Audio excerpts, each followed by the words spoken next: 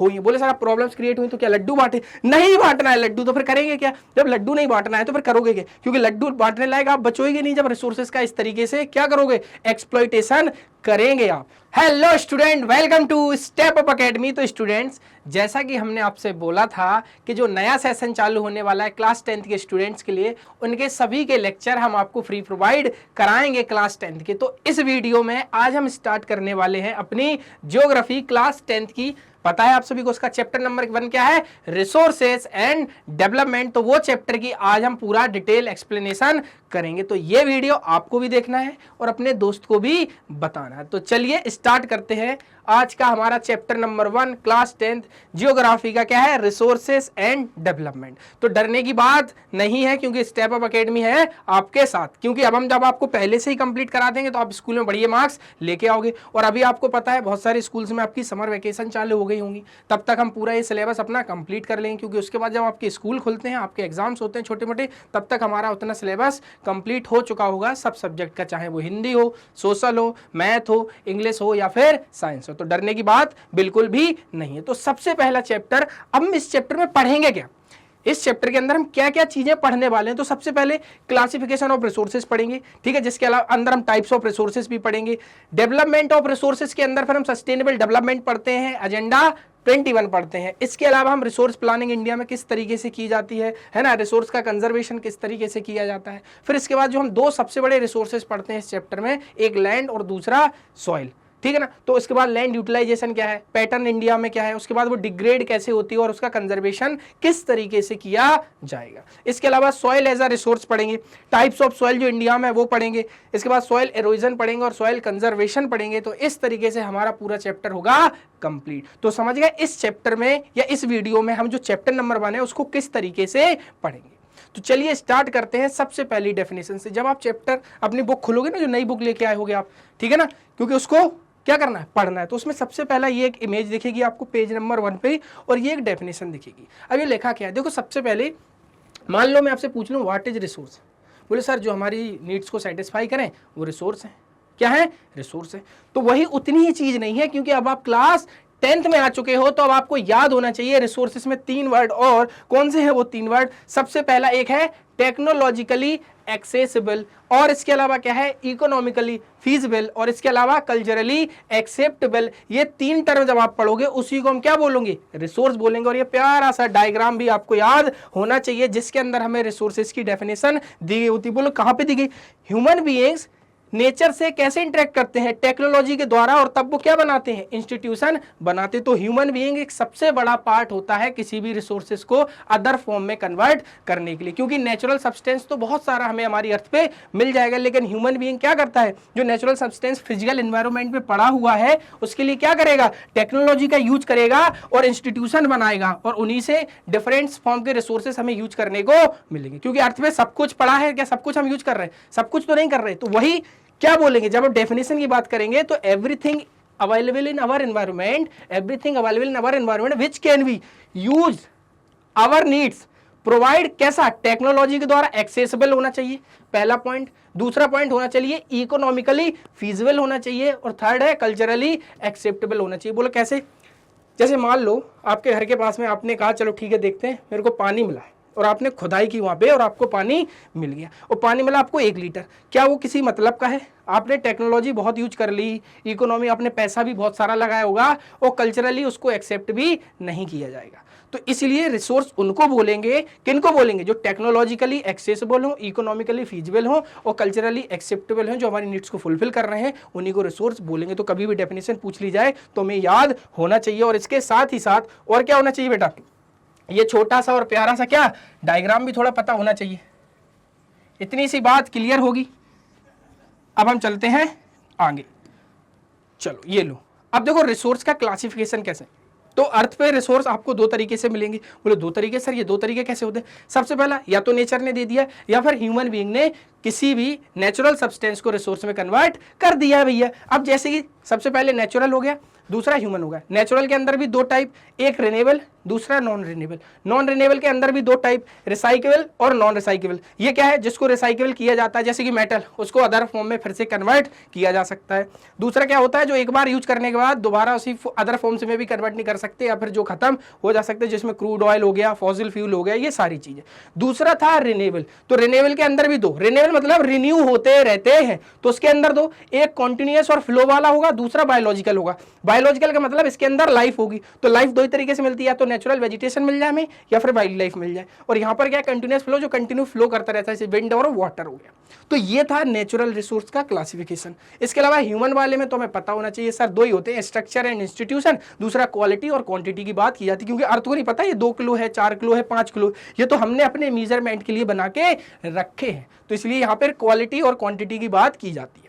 इतनी बात क्लियर है। तो क्लासिफिकेशन आए हमें, नेचुरल, ह्यूमन, इसके अंदर दो, इसके अंदर दो, फिर उसके अंदर अलग अलग दो टाइप के क्लासिफिकेशन हमें दिए गए हैं। इतनी बात क्लियर हो गई होगी हमारी। अब देखो बेसिस पे अगर हम बात करें, किस पे, These resources can be classified in the following ways। अब मैं किस पे बेसिस पे बात करता हूँ, तो टाइप्स ऑफ बेसिस होते हैं, उनके अकॉर्डिंग भी अगर मैं आपसे बात करूँ, on the basis of origin के अकॉर्डिंग अगर मैं पूछूं भैया रिसोर्स कितने तरीके के होते हैं, तो हमें याद होना चाहिए रिसोर्सेज 2 तरीके के होते हैं, एक बायोटिक, दूसरा अबायोटिक। बायोटिक मतलब जिसके अंदर लाइफ हो, अबायोटिक जिसके अंदर लाइफ ना हो। क्योंकि इतना ही है, इसके जो पहले था आपका जो सिलेबस था उसमें से ये बड़ा पोर्शन इसका हट चुका है, तो इतना हमें पता होना चाहिए कि अगर on the basis of origin पूछ लिया तो 2 टाइप के हैं, on the basis of exhaustibility पूछ लिया तो 2, रिन्यूएबल और नॉन रिन्यूएबल, है ना। इसके अलावा on the basis of owner से पूछ लिया तो इंडिविजुअल, कम्युनिटी, नेशनल और इंटरनेशनल। और इसके अलावा on the basis of status of development पे पूछ लिया तो potential, develop, stock and reserve. यही हमें इतना ही पता होना चाहिए इसमें, क्योंकि यहाँ से ऐसा क्वेश्चन आता नहीं, क्योंकि पहले ये बहुत बड़ा था, डिटेल में था, लेकिन अभी इतना पार्ट रहा नहीं हमारी एनसीईआरटी में। ओके, चलो अब हम चलते हैं आगे। अब आ जाता है डेवलपमेंट ऑफ रिसोर्स। ये देखो, अब देखो सबसे पहला हमने जब ये सारी बातें कर ली, अब यहाँ पर एक टॉपिक आया, डेवलपमेंट ऑफ रिसोर्स क्यों जरूरी है। भाई हमें डेवलपमेंट ऑफ रिसोर्स क्यों करना है, सोचो खुद से, बताओ क्यों करना है डेवलपमेंट ऑफ रिसोर्स। तो हमें डेवलपमेंट रिसोर्स इसलिए करना है क्योंकि आपके गांव में एक रहता था, कौन, पिंटू। कौन रहता था, पिंटू रहता था बेटा। क्या रहता था, पिंटू। और पिंटू के दिमाग में क्या चलता था, इनडिस्क्रिमिनेट यूज ऑफ रिसोर्सेज। तो हमें डेवलपमेंट ऑफ रिसोर्स इसलिए करना जरूरी है क्योंकि प्रॉब्लम है, लोगों ने इनडिस्क्रिमिनेट यूज किया है, किसका, रिसोर्सेज का। तो इनडिस्क्रिमिनेट जब यूज कर लिया तो इसके कारण बहुत सारी प्रॉब्लम्स क्रिएट हुई। कौन कौन सी problem, depletion of resources for satisfying the greed of few individual. कुछ लोगों की जरूरतों के लिए रिसोर्सेज क्या है, बहुत बुरी तरीके से यूज किए गए। इसके अलावा accumulation of resources and few and, कुछ हाथों में रिसोर्सेस हैं, कुछ हाथों में का मतलब क्या, मेरे हाथों में नहीं, कुछ हाथों का मतलब है जो बड़े अच्छे खासे लोग हैं, जो पावरफुल लोग, जिनके पास पैसा है, उनके हाथ में रिसोर्सेस हैं, जिसके कारण क्या है, सोसाइटी 2 पार्ट्स में डिवाइडेड हो गई। एक वो जिनके पास रिसोर्सेस हैं, एक वो जिनके पास रिसोर्सेस नहीं है। अगला आता है indiscriminate exploitation of resources has lead to global. देखो ये पॉइंट होते हैं, जब हम क्वेश्चंस के आंसर्स लिखें तो हमें पता होना चाहिए कि भाई ये problems indiscriminate use of resources करने से कौन कौन सी प्रॉब्लम हो, तो हमें पता होना चाहिए ग्लोबल इकोलॉजिकल क्राइसिस। कितना वर्ड, अच्छा वर्ड लिखा है, ग्लोबल इकोलॉजिकल क्राइसिस। इसके अलावा such as global warming, ozone layer and depletion, ये सारी प्रॉब्लम्स क्रिएट हुई है। बोले सारा प्रॉब्लम्स क्रिएट हुई तो क्या लड्डू बांटे, नहीं बांटना है लड्डू, तो फिर करेंगे क्या, जब लड्डू नहीं बांटना है तो फिर करोगे क्या, क्योंकि लड्डू बांटने लायक आप बचोगे नहीं, जब रिसोर्सेज का इस तरीके से क्या करोगे, एक्सप्लॉइटेशन करेंगे आप। तो इसके लिए एक नया कंसेप्ट आता है जो हम पढ़ते हैं, सस्टेनेबल डेवलपमेंट। इसी के आगे पढ़ते हैं। तो सस्टेनेबल डेवलपमेंट क्यों पढ़ते हैं, ताकि हमने ये जो प्रॉब्लम क्रिएट की है ना बल्ले बल्ले करके एनवायरमेंट में, इतनी इनडिस्क्रिमिनेट यूज किया है रिसोर्सेज का, जिससे ये प्रॉब्लम क्रिएट हुई है हमारी। तो अब करना क्या है, तो सबसे पहले an equitable distribution of resources has become essential for sustain quality of life and global peace। हमें इक्विटेबल डिस्ट्रीब्यूशन करना पड़ेगा रिसोर्सेज का, जिसके कारण क्या होगा, क्या मिलेगा, लाइफ एंड ग्लोबल पीस मिलेगी। नहीं, लोग लड़ते ही रहेंगे रिसोर्सेज के लिए। आज भी आप देखते हो बहुत सारी कंट्रियों में वॉर होते रहते हैं, क्यों, लड्डू खिलाने के लिए, क्या नहीं, लड्डू खिलाने के लिए। तो फिर किसके लिए होते हैं बेटा, वो होते हैं जो रिसोर्सेस है। कोई एक कंट्री है दूसरी कंट्री के रिसोर्सेस को अपने पास रखना चाहता है, जिससे वो बहुत ज्यादा पावरफुल बन जाएगी उसका यूज करके। तो इसलिए भैया इक्विटेबल डिस्ट्रीब्यूशन करना पड़ेगा रिसोर्सेस का। इसके साथ ही उससे क्या होगा, क्वालिटी ऑफ लाइफ होगी और ग्लोबल पीस की बात आएगी, क्योंकि जब रिसोर्सेस अंधाधुंध तरीके से लोगों में बटे रहेंगे तो इससे लड़ाई हमेशा होती रहती है। तो इसी से कंसेप्ट निकल के आता है, therefore sustainable existence, sustainable development is essential. Sustainable का मतलब क्या है, हम सस्टेन कर पाए। तो इस तरीके से हमें रिसोर्सेस का डेवलपमेंट करना है जिससे वो आगे तक चलते रहे। ये ना हो कि आज तो हमारे पास रिसोर्सेस हैं लेकिन आगे आने वाले समय में रिसोर्सेस खत्म, ऐसा नहीं होना चाहिए। तो इस तरीके से हमें रिसोर्स का सस्टेनेबल डेवलपमेंट करना है, यानी वो डेवलपमेंट सस्टेन होना चाहिए, फ्यूचर जनरेशन को भी वो सारी चीजें मिले। ऐसा थोड़ी है अब मान लो गप्पू था, गप्पू के पास थी कार, सुनना मेरी बात, गप्पू के पास थी कार, ये कार थोड़ी खराब होगी, उसके पास पैसा नहीं था, गप्पू के पास थी क्या, कार थी। अब गप्पू कार अपनी बहुत स्पीड के साथ दौड़ा रहा है और वो पेट्रोल खत्म हो गया, ठीक है ना। अब आगे आने वाली जनरेशन यानी गप्पू का छोटा भाई या गप्पू का बच्चा जिसका नाम था टप्पू, और टप्पू के पास एक प्रॉब्लम आ गई, बोले पापा ने तो पूरा पेट्रोल फूंक दिया, अब हम क्या करें। तो भैया इनको पेट्रोल तो देखने को नहीं मिला ना, तो ये सस्टेनेबल डेवलपमेंट नहीं हुआ, समझ गया कि नहीं। यानी कि वो पेट्रोल अब किताबों में देखने को रह गया है लेकिन रियल लाइफ में हमें देखने को नहीं मिला। तो इस तरीके से हमें डेवलपमेंट करना है कि जो फ्यूचर में जनरेशन आए वो भी अपनी कार को किस तरीके से चलाए, उसमें भी पेट्रोल हो। अब इसी के लिए आप देखते हो आज जनरेशन में कि इलेक्ट्रिक व्हीकल आ गए हैं, तो ये क्या सस्टेनेबल की बात ही तो कर रहे हैं, क्योंकि तभी तो हम सस्टेन कर पाएंगे। अदर फॉर्म्स ऑफ एनर्जी में जब हम ट्रांसफर करेंगे तो उस एनर्जी को स्टोर करके रख लेंगे, तो पेट्रोल हमारा क्या ज़्यादा से ज़्यादा यूज नहीं होगा, हम दूसरे एनर्जी फॉर्म्स में चेंज कर लेंगे, है ना, नए नए तरीके की। तो इस तरीके से हमें सस्टेनेबल करना पड़ेगा, सस्टेन करना है तो इस तरीके से हमें डेवलपमेंट करना पड़ेगा। अब चलते हैं हम आगे, चलो जल्दी से। तो समझ गए आप सभी लोग डेवलपमेंट ऑफ रिसोर्स से क्या प्रॉब्लम हुई, इंडिस्क्रिमिनेट यूज हुआ रिसोर्सेज का, जिसके कारण बहुत सारी प्रॉब्लम क्रिएट हुई। प्रॉब्लम के साथ ही साथ हमें एक सॉल्यूशन मिला, उस सॉल्यूशन का नाम क्या है, सस्टेनेबल डेवलपमेंट है। क्या बेटा, सस्टेनेबल डेवलपमेंट। चलो अब हम चलते हैं आगे। ये देखो अब आ गया है गप्पू का तीसरा भाई पप्पू, है ना। अब देखो डेवलपमेंट ऑफ रिसोर्सेज से क्या होगा, sustainable existence, sustainable development is essential. Sustainable existence यानी हमें जिंदा रहने के लिए हमें उस तरीके से डेवलपमेंट करना है कि डेवलपमेंट भी सस्टेनेबल हो, समझ गया। तो इसलिए देखो इधर से धाए। अब इससे रियो de Janeiro earth summit 1992 agenda 21, तो ये कुछ टर्म निकल के आते हैं सस्टेनेबल डेवलपमेंट से रिलेटेड, तो इनको अब हम आगे बढ़ते हैं। देखो मस्त एकदम चला रही है बंदूक, ठीक है कि नहीं, इसको भी नहीं पता कि इसकी बंदूक खत्म हो जाएगी, ठीक है। चलो अब चलते हैं। अब यहाँ पे कंसेप्ट जो निकल गया, मैंने अभी बात की सस्टेनेबल डेवलपमेंट, तो हमें डेवलपमेंट इस तरीके से करना है भैया, जो इसमें लिखा है कि हम क्या ना करें, एनवायरमेंट को हार्म ना करें और फ्यूचर जनरेशन उस नीड से सेटिस्फाई, उसके लिए प्रॉब्लम ना हो। पता चले हमने सस्टेनेबल डेवलपमेंट तो कर लिया लेकिन फ्यूचर में जो जनरेशन आ रही है वो कॉम्प्रोमाइज ना करे जो आपने डेवलपमेंट किया है उसके लिए। जैसे कि यहाँ पे लिखा है, देखो sustainable economic development means development should take without damaging the environment, पहली line, and development in the present should not compromise with the needs of the future generation. तो भैया फ्यूचर की जो जनरेशन में आए उसको भी वो सारी चीजों की हकदार है, ये नहीं कि हमने जो डेवलपमेंट में जो रिसोर्सेज का यूज करके चीजें बनाई वो आज हैं और आज के 100 साल बाद खत्म हो जाए, क्योंकि फिर उस जनरेशन को तो कुछ भी नहीं मिलेगा। समझ गए हो आप मेरी बात, इतनी बात क्लियर है। तो सस्टेनेबल डेवलपमेंट का अगर क्वेश्चन आए व्हाट इज सस्टेनेबल डेवलपमेंट, तो development should not take place without damaging the environment and development इतनी in the present should not compromise with the needs of the future generation. तो इतनी सी definition लिख देना, अगर 2 मार्क्स का question आए तो वो भी आप कंटिन्यू कर सकते हो। अब आ जाते हो सर, अब जो सस्टेनेबल डेवलपमेंट से इससे रिलेटेड मीटिंग होती है, बोलो मीटिंग होती है, तो जो रियो डी जेनेरियो में अर्थ समिट होती है। ऐसा सुनो कि जब सारी दुनिया बहुत स्पीड के साथ प्रोग्रेस कर रही थी तो बहुत सारे जो इकोनॉमिस्ट थे या बहुत सारे जो लोग थे वो एनवायरनमेंट को देख रहे थे, तो ये कह रहे थे ये क्या है, अब तो बहुत सारी प्रॉब्लम क्रिएट हो रही है। तो 1992 में इन प्रॉब्लम को खत्म करने के लिए अर्थ समिट होती है, क्योंकि अर्थ में बहुत ज़्यादा पॉल्यूशन हो चुका है। आज भी आप देखते हो कि पॉल्यूशन का लेवल क्या है, समझ गए। तो वहाँ पे रियो डी जेनेरियो प्लेस है ब्राजील में, वहाँ पर अर्थ समिट होती है 1992 में। अब इसमें क्या क्या होता है, एक समिट होती है जिसमें more than 100 heads of state met in the Rio de Janeiro, यहाँ पे 100 लोग इकट्ठे होते हैं 100 ऑफ स्टेट्स के अलग अलग कंट्री से। Summit was convened for addressing, अब क्या क्या की बात की जा रही है यहाँ पर देखो, urgent problem of environmental protection and social economic development at the global level. Global level पर सभी की सभी कंट्री मिलकर किस तरीके से डेवलपमेंट कर सकती हैं, और एक तरीके से देखो इसकी बात की, एनवायरमेंटल प्रोटेक्शन की बात की कि एनवायरमेंट को किस तरीके से हम प्रोटेक्ट कर सकते हैं। इसके अलावा सोशल इकोनॉमिक डेवलपमेंट की भी बात की गई थी यहाँ पर, कहाँ पे, ग्लोबल लेवल पर जो मीटिंग हुई थी रियो डी जेनेरियो अर्थ समिट 1992 में। इतनी बात क्लियर, बोलो सर अच्छा चलो ये तो हो गया।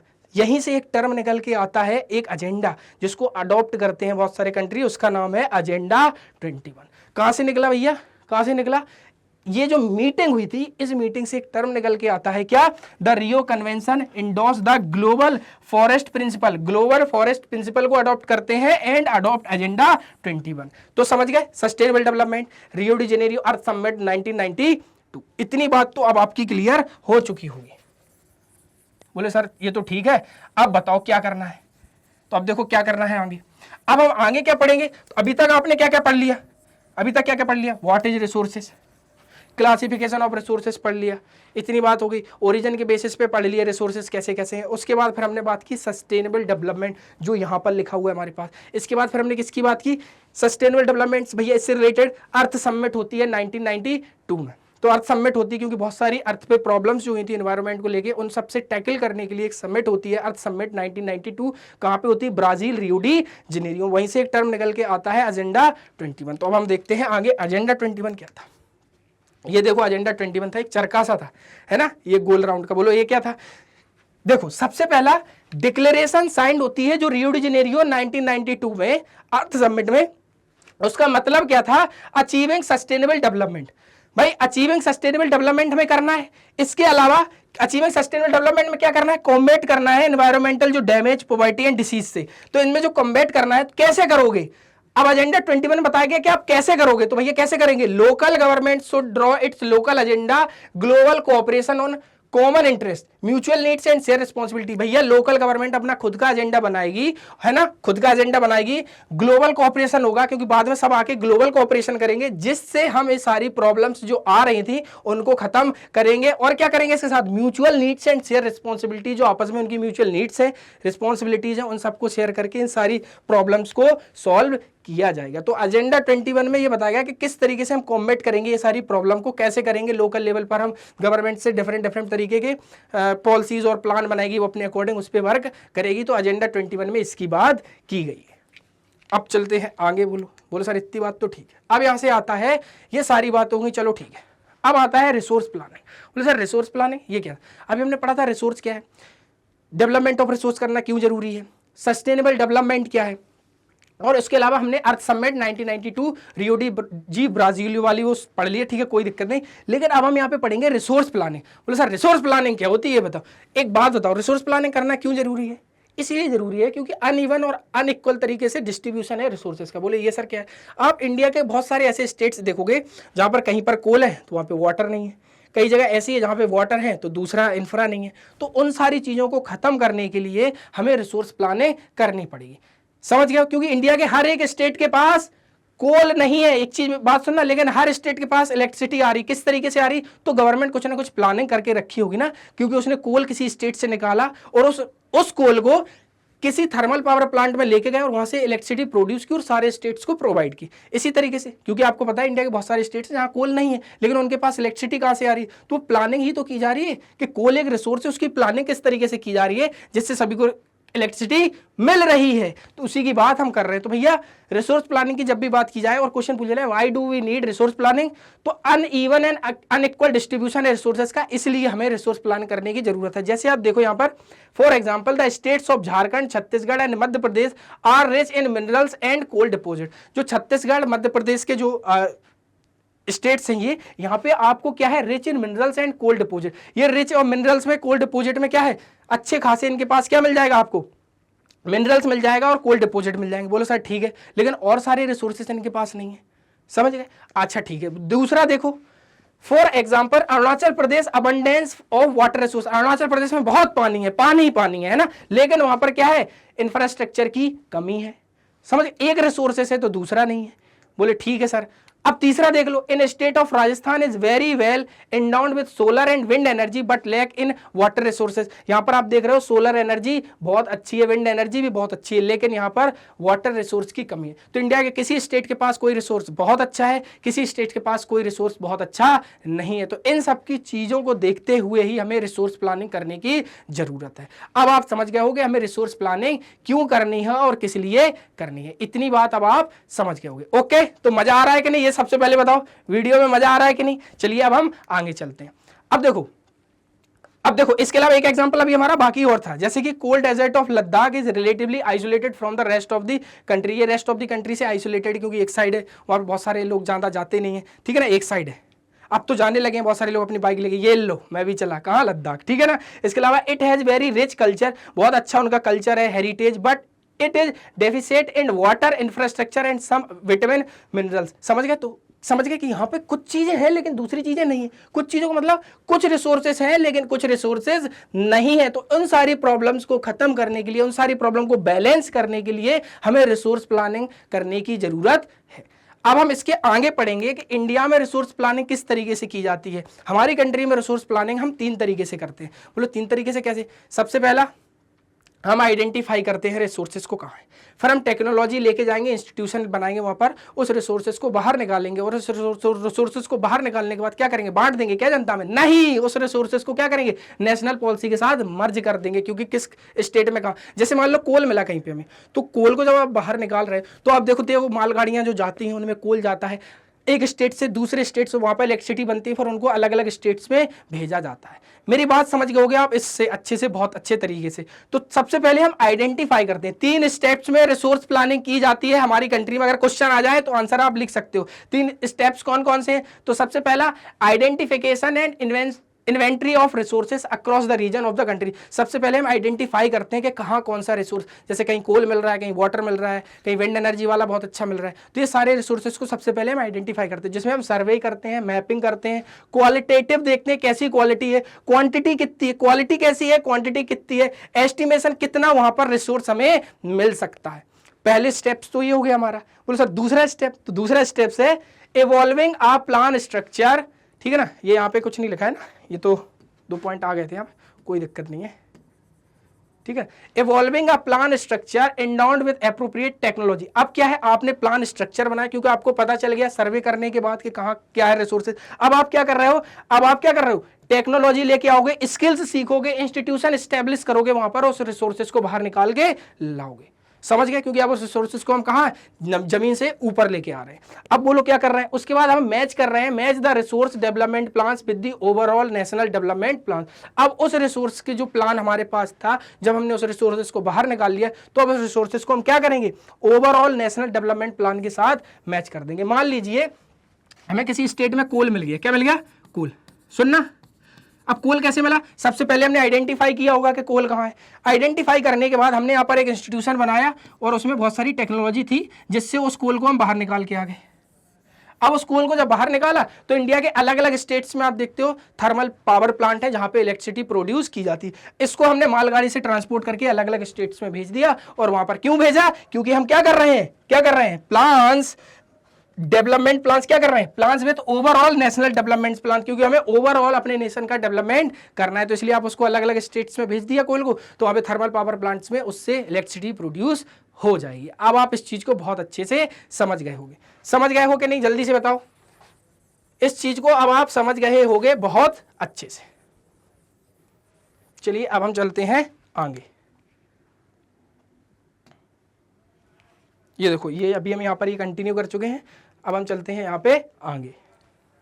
अब देखो भाई, अब क्या टॉपिक आया है? तो हमने जब रिसोर्सेज की बात कर ली, सब किसी की बात कर ली, तो अब यहाँ पे एक टॉपिक आता है कि अगर मैं बोलूँ कि आपके पास रिसोर्सेज हैं तो आपका डेवलपमेंट हो जाएगा। तो याद रखो, बिना केवल और केवल रिसोर्सेज के बेसिस पे आप डेवलपमेंट नहीं कर सकते, क्योंकि आपको टेक्नोलॉजी भी चाहिए होगी। तो उसी की बात कर रहे हैं कि आप बोलो नहीं सर हमारे पास तो केवल रिसोर्सेज हैं, उससे डेवलपमेंट हो जाएगा। तो यहाँ लिखा है availability of resources necessary for the development. हमें पता है कि भैया डेवलपमेंट के लिए रिसोर्सेज की जरूरत होती है, लेकिन यहां लिखा है बट मेयरली, केवल रिसोर्सेज की अवेलेबिलिटी से आप डेवलपमेंट नहीं कर सकते। आपको क्या, absence of technology institution hinder the development. अगर आपके पास टेक्नोलॉजी एब्सेंस है, यानी टेक्नोलॉजी है नहीं, तो आपको क्या है, डेवलपमेंट करने में प्रॉब्लम होगी। इसलिए केवल और केवल बोलो रिसोर्सेज हैं उससे डेवलपमेंट हो जाए, तो ऐसा नहीं है, क्योंकि हमें टेक्नोलॉजी की भी जरूरत पड़ती है।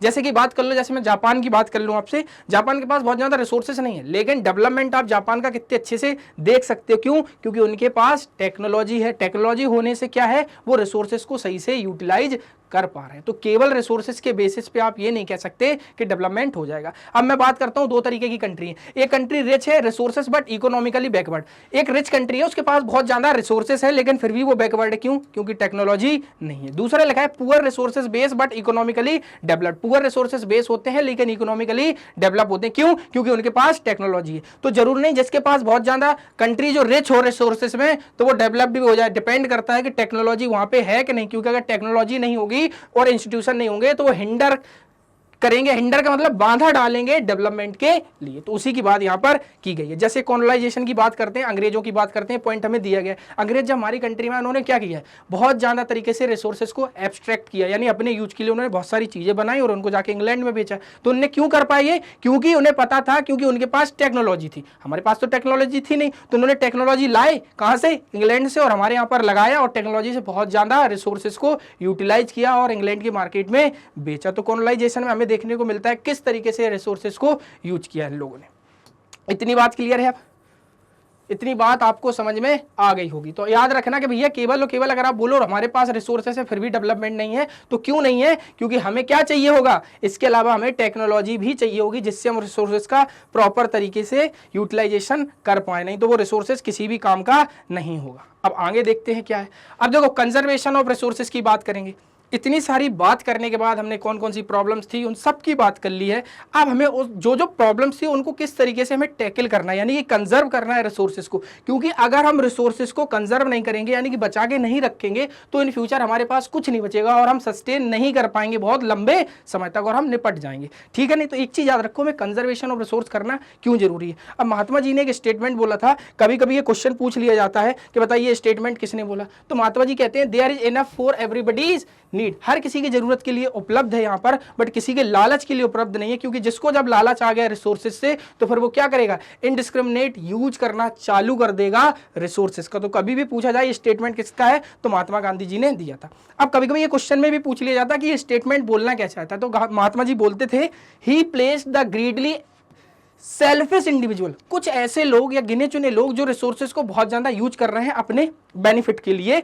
इससे क्या हो रहा है, ग्लोबल लेवल पर रिसोर्सेज का डिप्लीटेशन हो रहा है, यानी ग्लोबल लेवल पर रिसोर्सेज खत्म हो रहे हैं। क्योंकि क्या है, फ्यू इंडिविजुअल ऐसे हैं जिन्हें लगता है हमारे पास रिसोर्सेस होंगे तो हम बहुत अच्छी अच्छी चीजें बना लेंगे, लेकिन उन्हीं लोगों के कारण बहुत सारी प्रॉब्लम्स हो रही है। तो ये चीज आपको समझ में आ रही है कि नहीं? इसके अलावा बोले थे he was against mass production. Mass production मतलब बहुत ज्यादा फैक्ट्री लगाओ, बहुत ज्यादा जब फैक्ट्री लगाओगे बहुत ज्यादा माल बनाओगे, जब बहुत ज्यादा माल बनाओगे यानी गुड्स बनाओगे आप, तो क्या करोगे, आप उसको बेचोगे। तो इतने ज्यादा गुड्स बनाने के लिए आपको बहुत ज्यादा रिसोर्सेज का यूज करना पड़ेगा। तो उसके खिलाफ भी थे, वो बोलते थे नहीं इसको रिप्लेस करना पड़ेगा बाई मासेस, यानी बहुत सारे लोग मिलकर काम करते हैं, ना कि बहुत सारी फैक्ट्री खोलेंगी। तो ज्यादा से ज्यादा जब फैक्ट्री खोलेंगी तो बेटा क्या होगा, क्या होगा, बहुत ज्यादा रिसोर्सेज का यूज होगा। इसलिए वो इसके खिलाफ थे, वो बोलते थे प्रोडक्शन बाय द मासेस होना चाहिए, ना कि मास प्रोडक्शन होना चाहिए। इतनी बात क्लियर हो गई होगी। तो इतने आपको सारे पॉइंट समझ में आ गए। कभी भी अगर ये स्टेटमेंट आ जाए 1 मार्क्स के क्वेश्चन में, एमसीक्यू में पूछ लिया जाता है हमसे कभी कभी ये क्वेश्चन, तो याद रख लेना किसने बोला था, महात्मा गांधी जी ने। चलिए अब हम आगे वाली स्लाइड पे चलते हैं। तो इतनी बात तो क्लियर है कि भैया कंजर्वेशन करना क्यों जरूरी है, क्योंकि हम अगर रिसोर्सेज का कंजर्वेशन नहीं करेंगे तो एक टाइम के बाद रिसोर्सेज खत्म हो जाएंगे और हम भी यहाँ से पहुंच जाएंगे कहीं और। अब देखो, अब इंटरनेशनल लेवल पर रिसोर्सेज को कंजर्वेशन करने के लिए क्या क्या यूज किया गया है, क्या क्या चीजें की गई हैं, तो उनको आप सबसे पहले इंटरनेशनल लेवल की बात करते हैं। तो कंजर्वेशन के लिए सबसे पहले क्लब ऑफ रोम के बारे में बात की गई। एक पेपर था जिसपे रिसोर्स कंजर्वेशन से रिलेटेड बात की गई थी 1968 में। कभी कभी बेटा याद रख लेना, जो ये वाले पॉइंट्स है ना, ये मैचिंग में आ जाते हैं 1 मार्क्स के क्वेश्चन में, तो याद रख लेना। कब क्लब ऑफ रोम ने एक पेपर पब्लिश किया था जिसमें उन्होंने रिसोर्स कंजर्वेशन से रिलेटेड बात की थी, तो याद रख लेना 1968। दूसरा पॉइंट, सब्सिक्वेंटली 1974 में जो गांधी जी की फिलॉसफी थी, भाई गांधी जी बातें क्या, अभी गांधी जी ने जो हमसे बोला था उसके बारे में एक बुक पब्लिश की थी। स्कूमेचर ये एक राइटर है ना, इनकी एक बुक थी स्मॉल इज ब्यूटीफुल। तो कभी कभी पूछ लिया जाता है बताओ स्मॉल इज ब्यूटीफुल किसने लिखी है, वो किससे रिलेटेड है, कंजर्वेशन ऑफ रिसोर्सेज से।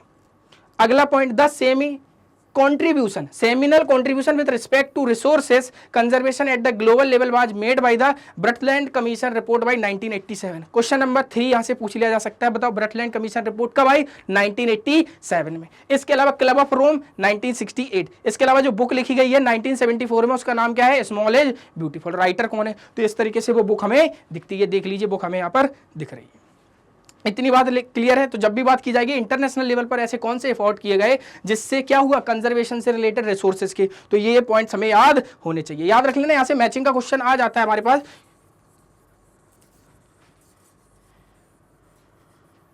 चलिए अगले पॉइंट पे चलते हैं हम। अगला पॉइंट है ये। अब देखो इंटरनेशनल लेवल पर अभी मैंने जैसे बात की ब्रटलैंड कमीशन रिपोर्ट, एक्चुअली क्या था 1987 में ये रिपोर्ट आती है। अब याद रखो इस जब भी रिपोर्ट आती है एक बुक आती है पब्लिश, बुक का नाम था our common future the world commission of environmental and development. इन्होंने इसमें कमीशन कौन था, ब्रटलैंड कमीशन था जिन्होंने ये बुक पब्लिश की थी। और उसके जो हेड थे जो इसको देख रही थी तो ये थी भैया कौन, Gro Harlem Brundtland, former prime minister of Norway. Norway की ये फॉर्मर प्राइम मिनिस्टर है। इन्हीं ये जो आपका कमीशन था ब्रटलैंड कमीशन रिपोर्ट, उसमें आप सोचते हो ब्रटलैंड इन्हीं के नाम से वो कमीशन कंटिन्यू किया गया था। और यही वो हेड थी, यही देख रही थी किस तरीके से चीजें क्या क्या हो रही हैं उससे रिलेटेड। तो उसकी हेड जो थी उस कमीशन में, तो याद रख लेना ये थी, है ना।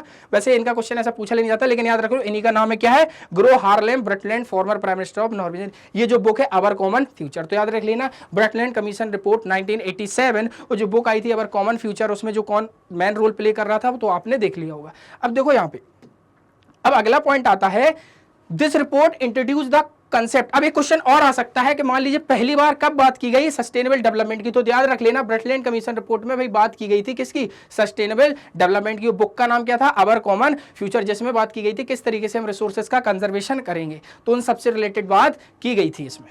अब आता है another significant contribution was made at the earth summit 1992 Brazil Rio de Janeiro. तो अब हमें ये भी याद हो गया, पीछे के पॉइंट भी याद हो गए। तो अब मैचिंग के लिए कुछ भी आ जाए अब आप कर सकते हो। देखो यहाँ पे एक मिनट, अभी हम आगे क्या, हाँ ये देखो एक पॉइंट है 1968 क्लब ऑफ रोम ने बात की। इसके अलावा 1974 में गांधीयन फिलोसफी से रिलेटेड बुक लिखी गई जिसका नाम था स्मॉल इज ब्यूटीफुल। इसके अलावा जब आप देखोगे 1987 में ब्रटलैंड कमीशन रिपोर्ट आता है, ठीक है ना, ठीक हाँ 1987 में आता है। तो उसमें आवर कॉमन फ्यूचर वाली जो बुक है जो पब्लिश की गई थी ब्रटलैंड कमीशन रिपोर्ट के द्वारा। इसके अलावा 1992 में अर्थ समिट होता है रियो डी जेनेरियो ब्राजील में। तो इंटरनेशनल लेवल पर रिसोर्सेज के कंजर्वेशन के लिए क्या क्या हुआ है उससे रिलेटेड बात की गई थी। इतनी बात अब आपको समझ में आ गई होती। अब चलते हैं अब आगे।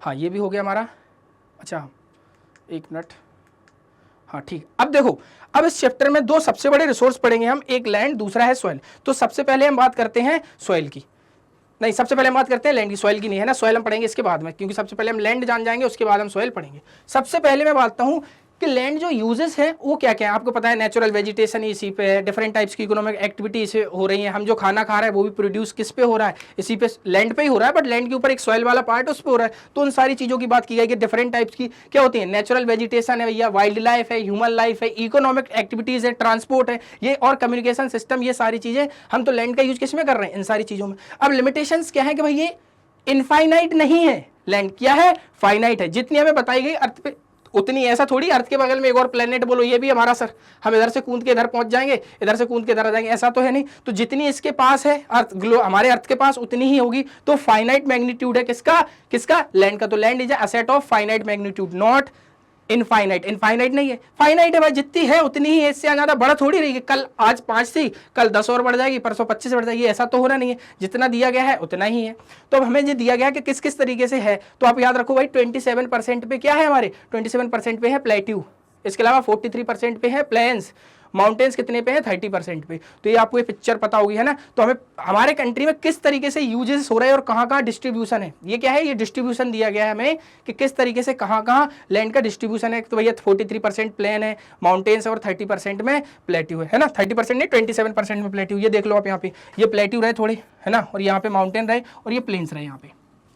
तो याद रखो यूजेस क्या है, लिमिटेशंस क्या है, और जो डिस्ट्रीब्यूशन है लैंड मास का वो किस तरीके से। तो 43% क्या है, 43% क्या है, प्लेन्स है। इसके अलावा माउंटेन्स कितना है 30% है, प्लेट्यू कितना है 27%। और दूसरी बात फाइनाइट है, इनफाइनाइट तो है नहीं।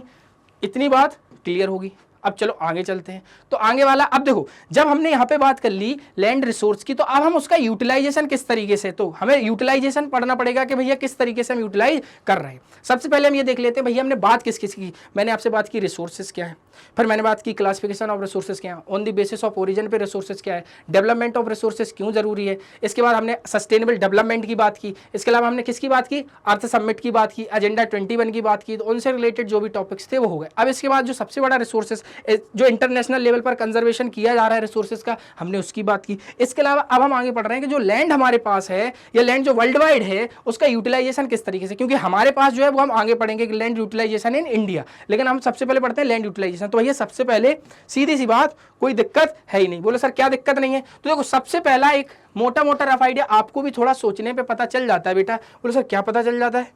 देखो क्या पता चल जाता है अभी बताते हैं। यूटिलाइजेशन में सबसे पहला पॉइंट देखो, कुछ तो ऑलरेडी क्या है, फॉरेस्ट है। क्या है?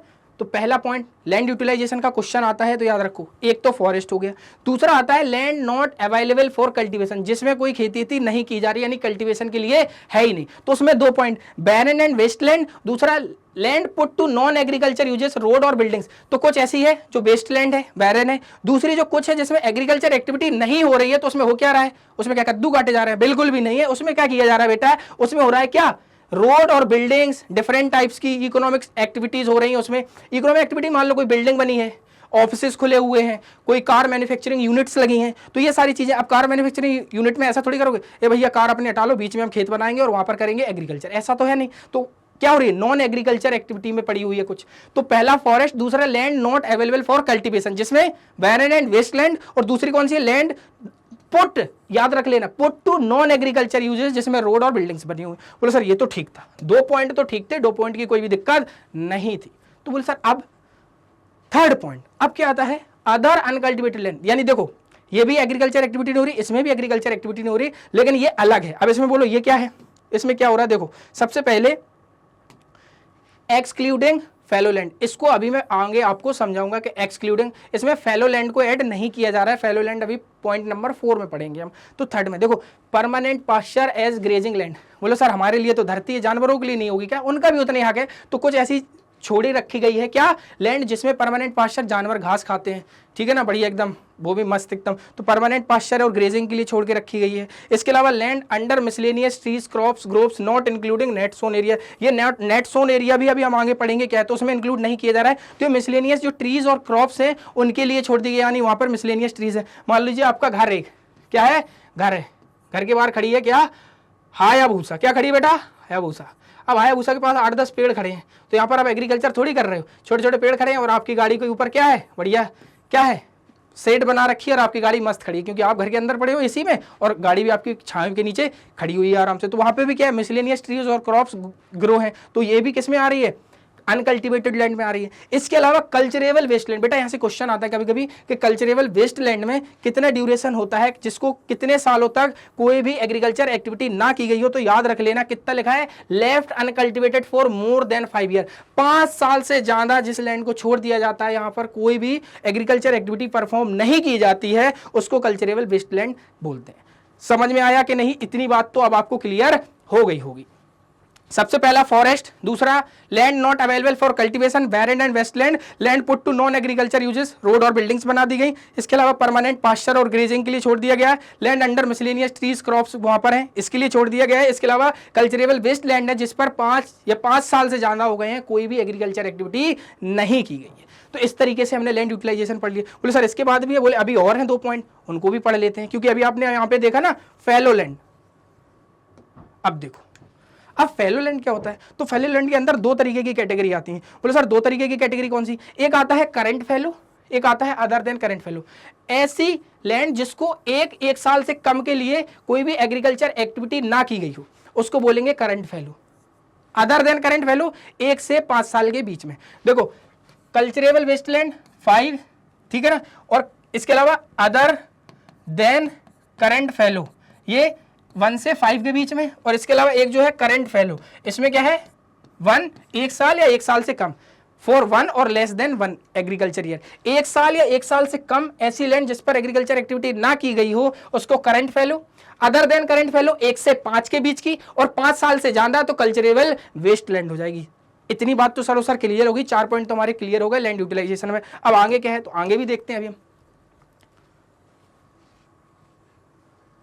अब देखो यहाँ पे नेट सोन एरिया। अब बोले सर ये क्या है, अब नेट सोन एरिया की बात करते हैं। देखो नेट सोन एरिया होता क्या है, देखो ऐसे समझ लो आप, हमारे या अर्थ में जितनी भी लैंड है वहां पर कुछ ऐसी होगी, सुनना, मान लो ये आपका प्लॉट था, प्लॉट नहीं आपका एक खेत था, मान लो ये खेत था, इस खेत में आप एक बार फसल कर पाते, कई किसान ऐसे हैं जो एक बार ही एग्रीकल्चर कर पाते हैं उसमें, कई किसान ऐसे हैं जो उनके पास उनका खेत है तो उसमें 2 टाइम्स कर लेते हैं, कई ऐसे हैं जो 3 टाइम्स कर लेते हैं। अब सुनना मेरी बात, ऐसा एरिया या ऐसा जब आप एक बार ही पूरे साल में एग्रीकल्चर एक्टिविटी कर पा रहे हो, एरिया सोन एट, एक बार बोया जाने वाला एरिया जो कम से कम एक बार बोया गया हो, उसको बोलते हैं नेट सोन एरिया। क्या बोलते हैं? Net sown area. अब नेट सोन एरिया के बाद ये सर क्या है, फिर ये कौन सी दवाई है सर? देखो ग्रॉस क्रॉप्ड एरिया, देखो अब दोनों में अंतर क्या है सर? देखो इसमें आपको एक बार ही आपने एग्रीकल्चर एक्टिविटी की हो वो नेट सोन एरिया में आ जाता है, लेकिन उसी जगह पर आप मल्टीपल टाइम्स एग्रीकल्चर एक्टिविटी कर लेते हो या मल्टीपल क्रॉपिंग करोगे तो वो क्या हो जाएगा? ग्रॉस क्रॉप्ड एरिया हो जाएगा। तो देखो area sown at least one in a year is known as net sown area. Area sown more than once in an agriculture year, net sown area is known as gross cropped area. यानी ऐसा net sown area जिसको एक या एक से ज्यादा बार, एक बार होगा तो नेट सोन एरिया है, लेकिन नेट सोन एरिया वो जिसको मल्टीपल टाइम्स एक साल में एक से ज्यादा बार आप क्या कर रहे हो, उसको सोन कर रहे हो, तो वो ग्रॉस क्रॉप्ड एरिया में आ जाएगा। अब मान लो आपके यहां एक था पिंटू था, क्या था बेटा? पिंटू। पिंटू के पास खेत था, तो पिंटू केवल रेन पे डिपेंड रहता था कि जब बारिश आएगी ना तब हम इसमें खेती कर लेंगे। दूसरा था टिंकू, उसका भी खेत था। टिंकू क्या करता, बारिश आई तब भी खेती कर ली उसने। इसके अलावा उसके पास था एक बढ़िया सा, क्या था बढ़िया सा? ये कुछ नहीं था, ये था उसका वाटर सेट था, जिससे वो, या पंप था, बोरिंग थी उसके पास, जिससे वो पानी का यूज करके अगले सीजन में भी एग्रीकल्चर की प्रोसेस कंटिन्यू कर लेता था। तो अब क्या हो रहा है, ये 2 बार एग्रीकल्चर एक्टिविटी कर ले रहा है, लेकिन ये तो एक बार ही कर पाया क्योंकि ये रेन पे डिपेंडेंट था। तो अब ये 2 बार कर ले रहा है, तो इसलिए ये क्या हो जाएगा? Gross cropped area. उसका क्या हो जाएगा? Net sown area. अब आप क्लियर हो गए होगे सर नेट सोन एरिया क्या है, ग्रॉस क्रॉप्ड एरिया क्या है।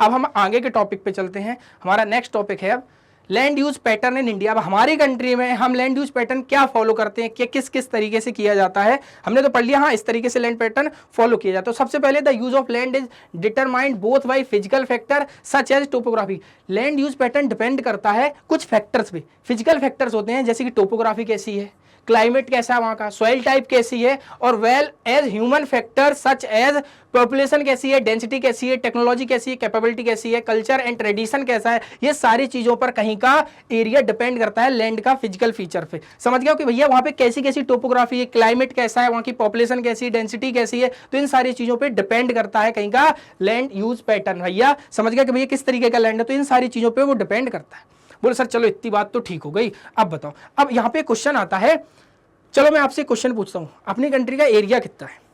क्लास 9th में पढ़ रखा होगा, chapter number 1 India size and location में। तो बेटा हमको पता होना चाहिए 3.28 मिलियन स्क्वायर किलोमीटर। बोले सर ये लिखा था, ठीक है कोई दिक्कत नहीं, लेकिन बेटा उसमें एक दिक्कत है कि ये जो पूरा डाटा हमें दिया गया है एक्चुअली, है ना, इसमें से क्या है 93% टोटल जियोग्राफिकल एरिया ही अवेलेबल है। बोले सर बकाया का 7% क्या है? बकाया के 7% में सर हम क्या कर रहे हैं, क्रिकेट खेल रहे हैं? नहीं बेटा क्रिकेट नहीं खेल रहे हैं। ये जो 7% एरिया है, तो जो ऐसा एरिया है जिसका हमारे पास डाटा नहीं है, जैसे कि आप बोलोगे जम्मू कश्मीर का ऊपर साइड का जो एरिया है वहाँ पे, और इसके अलावा आप जो नॉर्थ ईस्ट स्टेट्स इंडिया के वहाँ पर भी प्रॉपर अभी आइडेंटिफाई नहीं है कुछ कुछ बॉर्डर, तो इससे क्या होता है कि वो थोड़ी दिक्कत हो जाती है। तो अभी हम 93% एरिया ही अपनी कंट्री का है जिसपे ये एग्रीकल्चर एक्टिविटीज सारी कर सकते हैं। ओके चलो अब हम आगे चलते हैं। अब देखो एक ये प्यारा सा हमारी बुक में एक चार्ट दिया गया है, आपने पढ़ा होगा। बोलो सर ये चार्ट क्या चार्ट खाने के लिए दिया गया है? नहीं बेटा चार्ट खाने के लिए दिया गया है, चार्ट पढ़ने के लिए दिया गया है, क्योंकि जो चार्ट तुम खाते हो वो तो ठेले पे मिलती है, ठीक है ना। और ये अपने को बढ़िया बुक है। अब देखो इसमें दिया क्या गया है, तभी देखो ये स्टैटिक्स दी क्यों जाती है, ताकि हमें पता चला है कि पहले से अब में कितने चेंजेस हुए हैं लैंड पैटर्न इंडिया में जो यूज हो रहा है उसमें।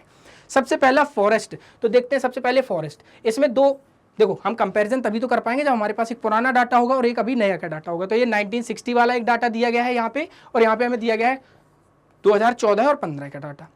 अब इसमें देखो आप फॉरेस्ट कितना दिया गया है 18.11%, यहाँ कितना दिया गया 23.3%। बोल सर बहुत अच्छी बात है क्योंकि फॉरेस्ट एरिया बड़ा है। तो याद रखो ये हम लोगों ने जो लगाया फॉरेस्ट है वो है, तो इस कारण से वो फॉरेस्ट एरिया बड़ा है, तो ये अच्छी बात है, हम फॉरेस्ट बढ़ा रहे हैं। इसके अलावा 18.11% बैरन एंड अनकल्टिवेटेड वेस्टलैंड था। अब यहाँ पे कितना होगा 5.5%। बोलो सर देखो कोई चीज अगर बढ़ रही है तो दूसरी चीज घट रही होगी, ये तो स्वाभाविक है, क्योंकि जब हम पूरी लैंड को देखेंगे तो कहीं पर अगर एग्रीकल्चर एक्टिविटी कम हो रही है तो दूसरी एक्टिविटी बढ़ रही होंगी, सिंपल सी बात है। तो बोलो सर अच्छा ये कम क्यों हुआ है यहाँ पे, तो आप बोल सकते हो कि जो अनकल्चरेबल वेस्टलैंड थी तो वहाँ पर लोगों ने अपने बिजनेसेस सेटअप कर लिया या और कुछ अदर एक्टिविटी के लिए उसको यूज कर लिया गया, तो इसलिए इसका एरिया कम हो गया।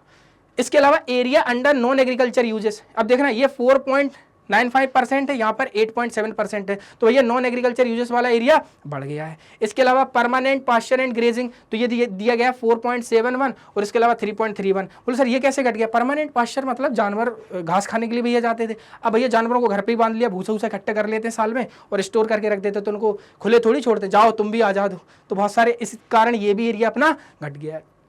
अब इसके अलावा दिया गया था ये वाला area under miscellaneous tree crops, है ना, तो यहाँ पे दिया गया है 1.50% और यहाँ पर है 1%, तो ये भी किसी चीज़ में यूज कर लिया गया है। किसी चीज़ का यूज का मतलब क्या है? जिस तरीके से पॉपुलेशन बढ़ेगी तो जो आपके एरिया है, जैसे मान लो आपके पास एग्रीकल्चर का एरिया था वो कम हो रहा है, तो इसका मतलब कोई दूसरे बिजनेसेस सेटअप हो रहे हैं, बड़ी बड़ी बिल्डिंग्स बन रही हैं, तो इस कारण उसमें आपका जो लैंड है उसको यूज किया जा रहा है, तो यही तो हो रहा है। इसके अलावा अब आप देख सकते हो और भी, इसके अलावा कल्चरेबल वेस्टलैंड जो थी ये यहाँ पे दी गई हमें 6.23%, तो यहाँ पे कितनी हो गई 4%, इसका भी यूज कर लिया गया। इसके अलावा आप यहाँ पे देख सकते हो fallow other than current fallow land जो दी गई में 3.50% और यहाँ पर हो गई 3.6%, तो थोड़ी सी।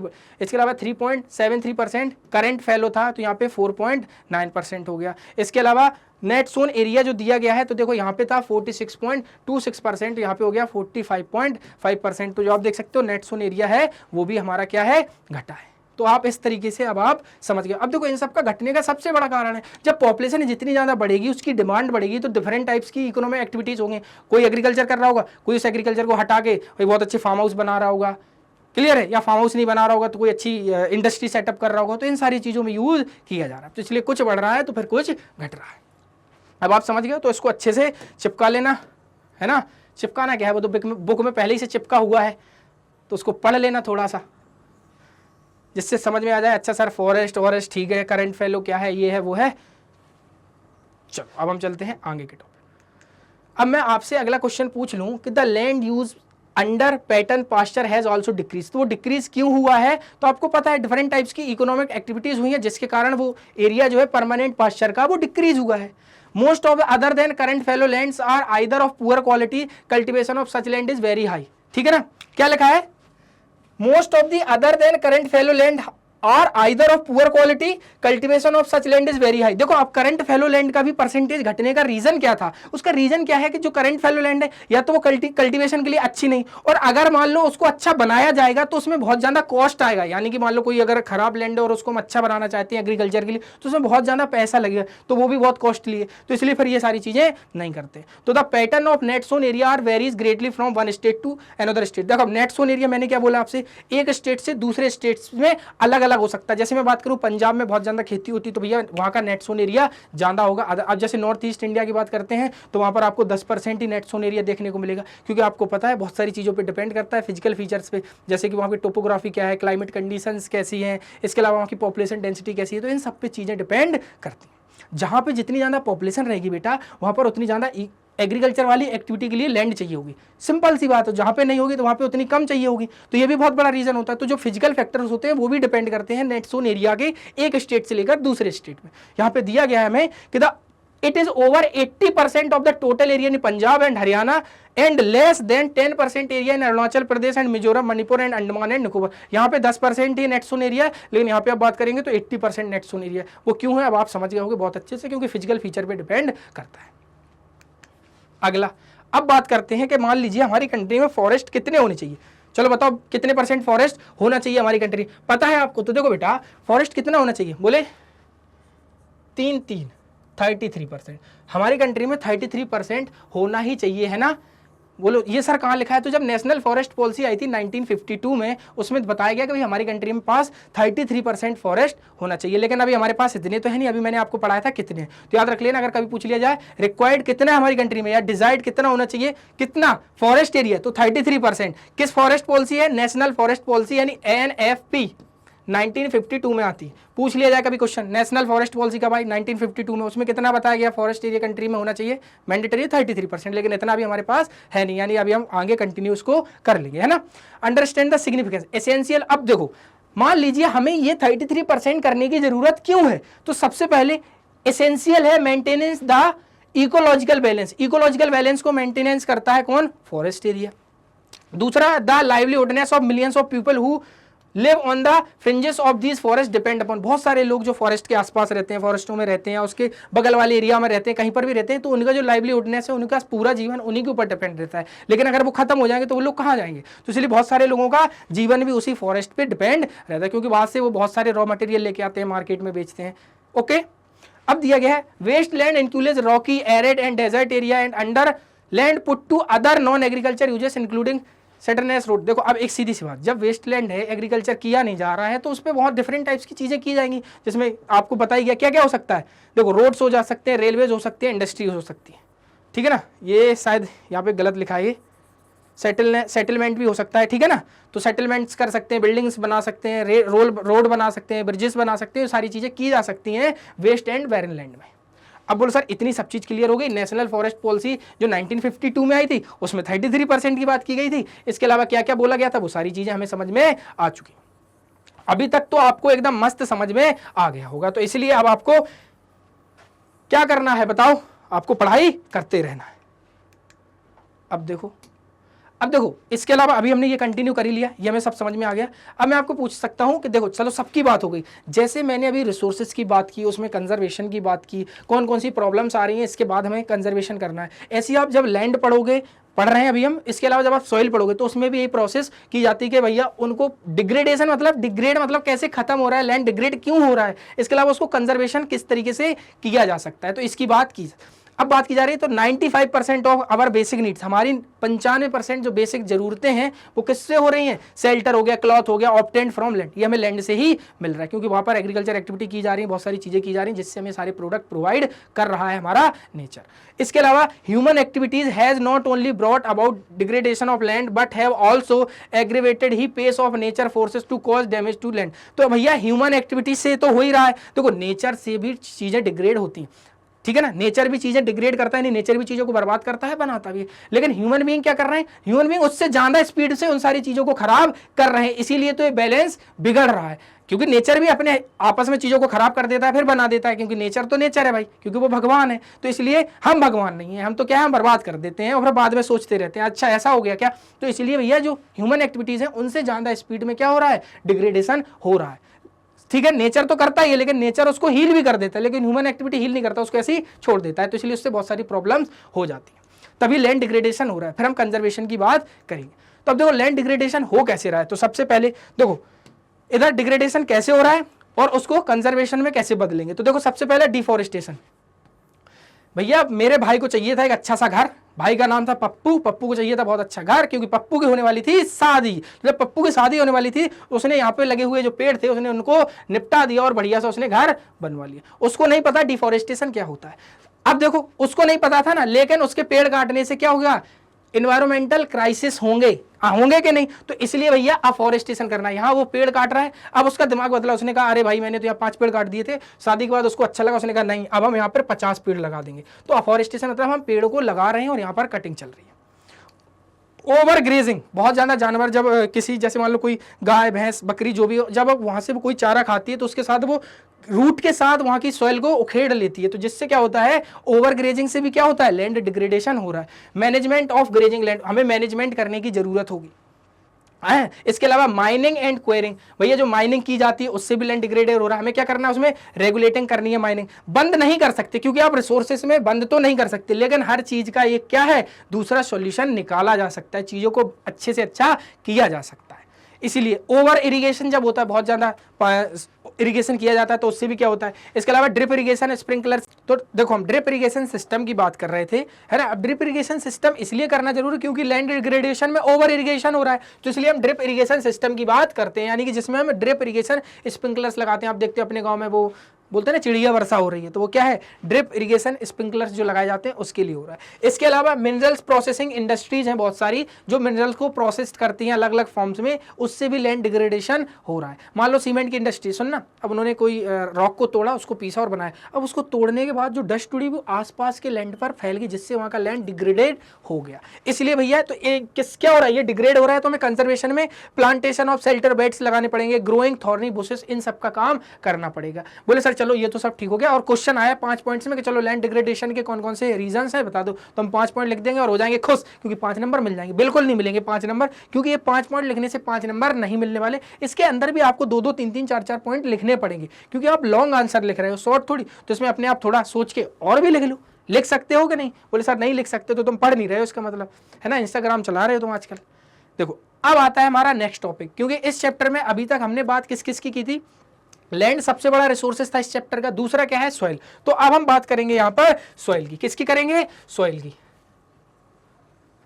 चलो अब देखो, सबसे पहली बात कि जो सॉइल है वो सबसे इंपॉर्टेंट रिन्यूएबल नेचुरल रिसोर्स है। क्या है? Most important renewable natural resource है। अब ये यहाँ पर एक हमें सॉइल की पिक्चर दी गई है, ठीक है। इसमें दिखाया गया कि ऊपर की जो सॉइल है वो टॉप सॉइल है ऊपर की, फिर उसके नीचे सब सॉइल है जिसमें वेदर्ड की प्रोसेस होती है, फिर उसके नीचे एक सॉइल है वो, और सबसे नीचे है देखो ये होती है पेरेंट बेड रॉक, यही होती है सबसे मेन। बोले इसका मतलब क्या? क्योंकि जैसे पेरेंट्स रॉक होंगे वैसे ही ऊपर की सॉइल हमें देखने को मिलेगी। अगर ये ब्लैक कलर के होंगे, ब्लैक सॉइल होगी, तो ऊपर की लेयर हमें ब्लैक देखने को मिलेगी। दूसरा, medium of plant growth.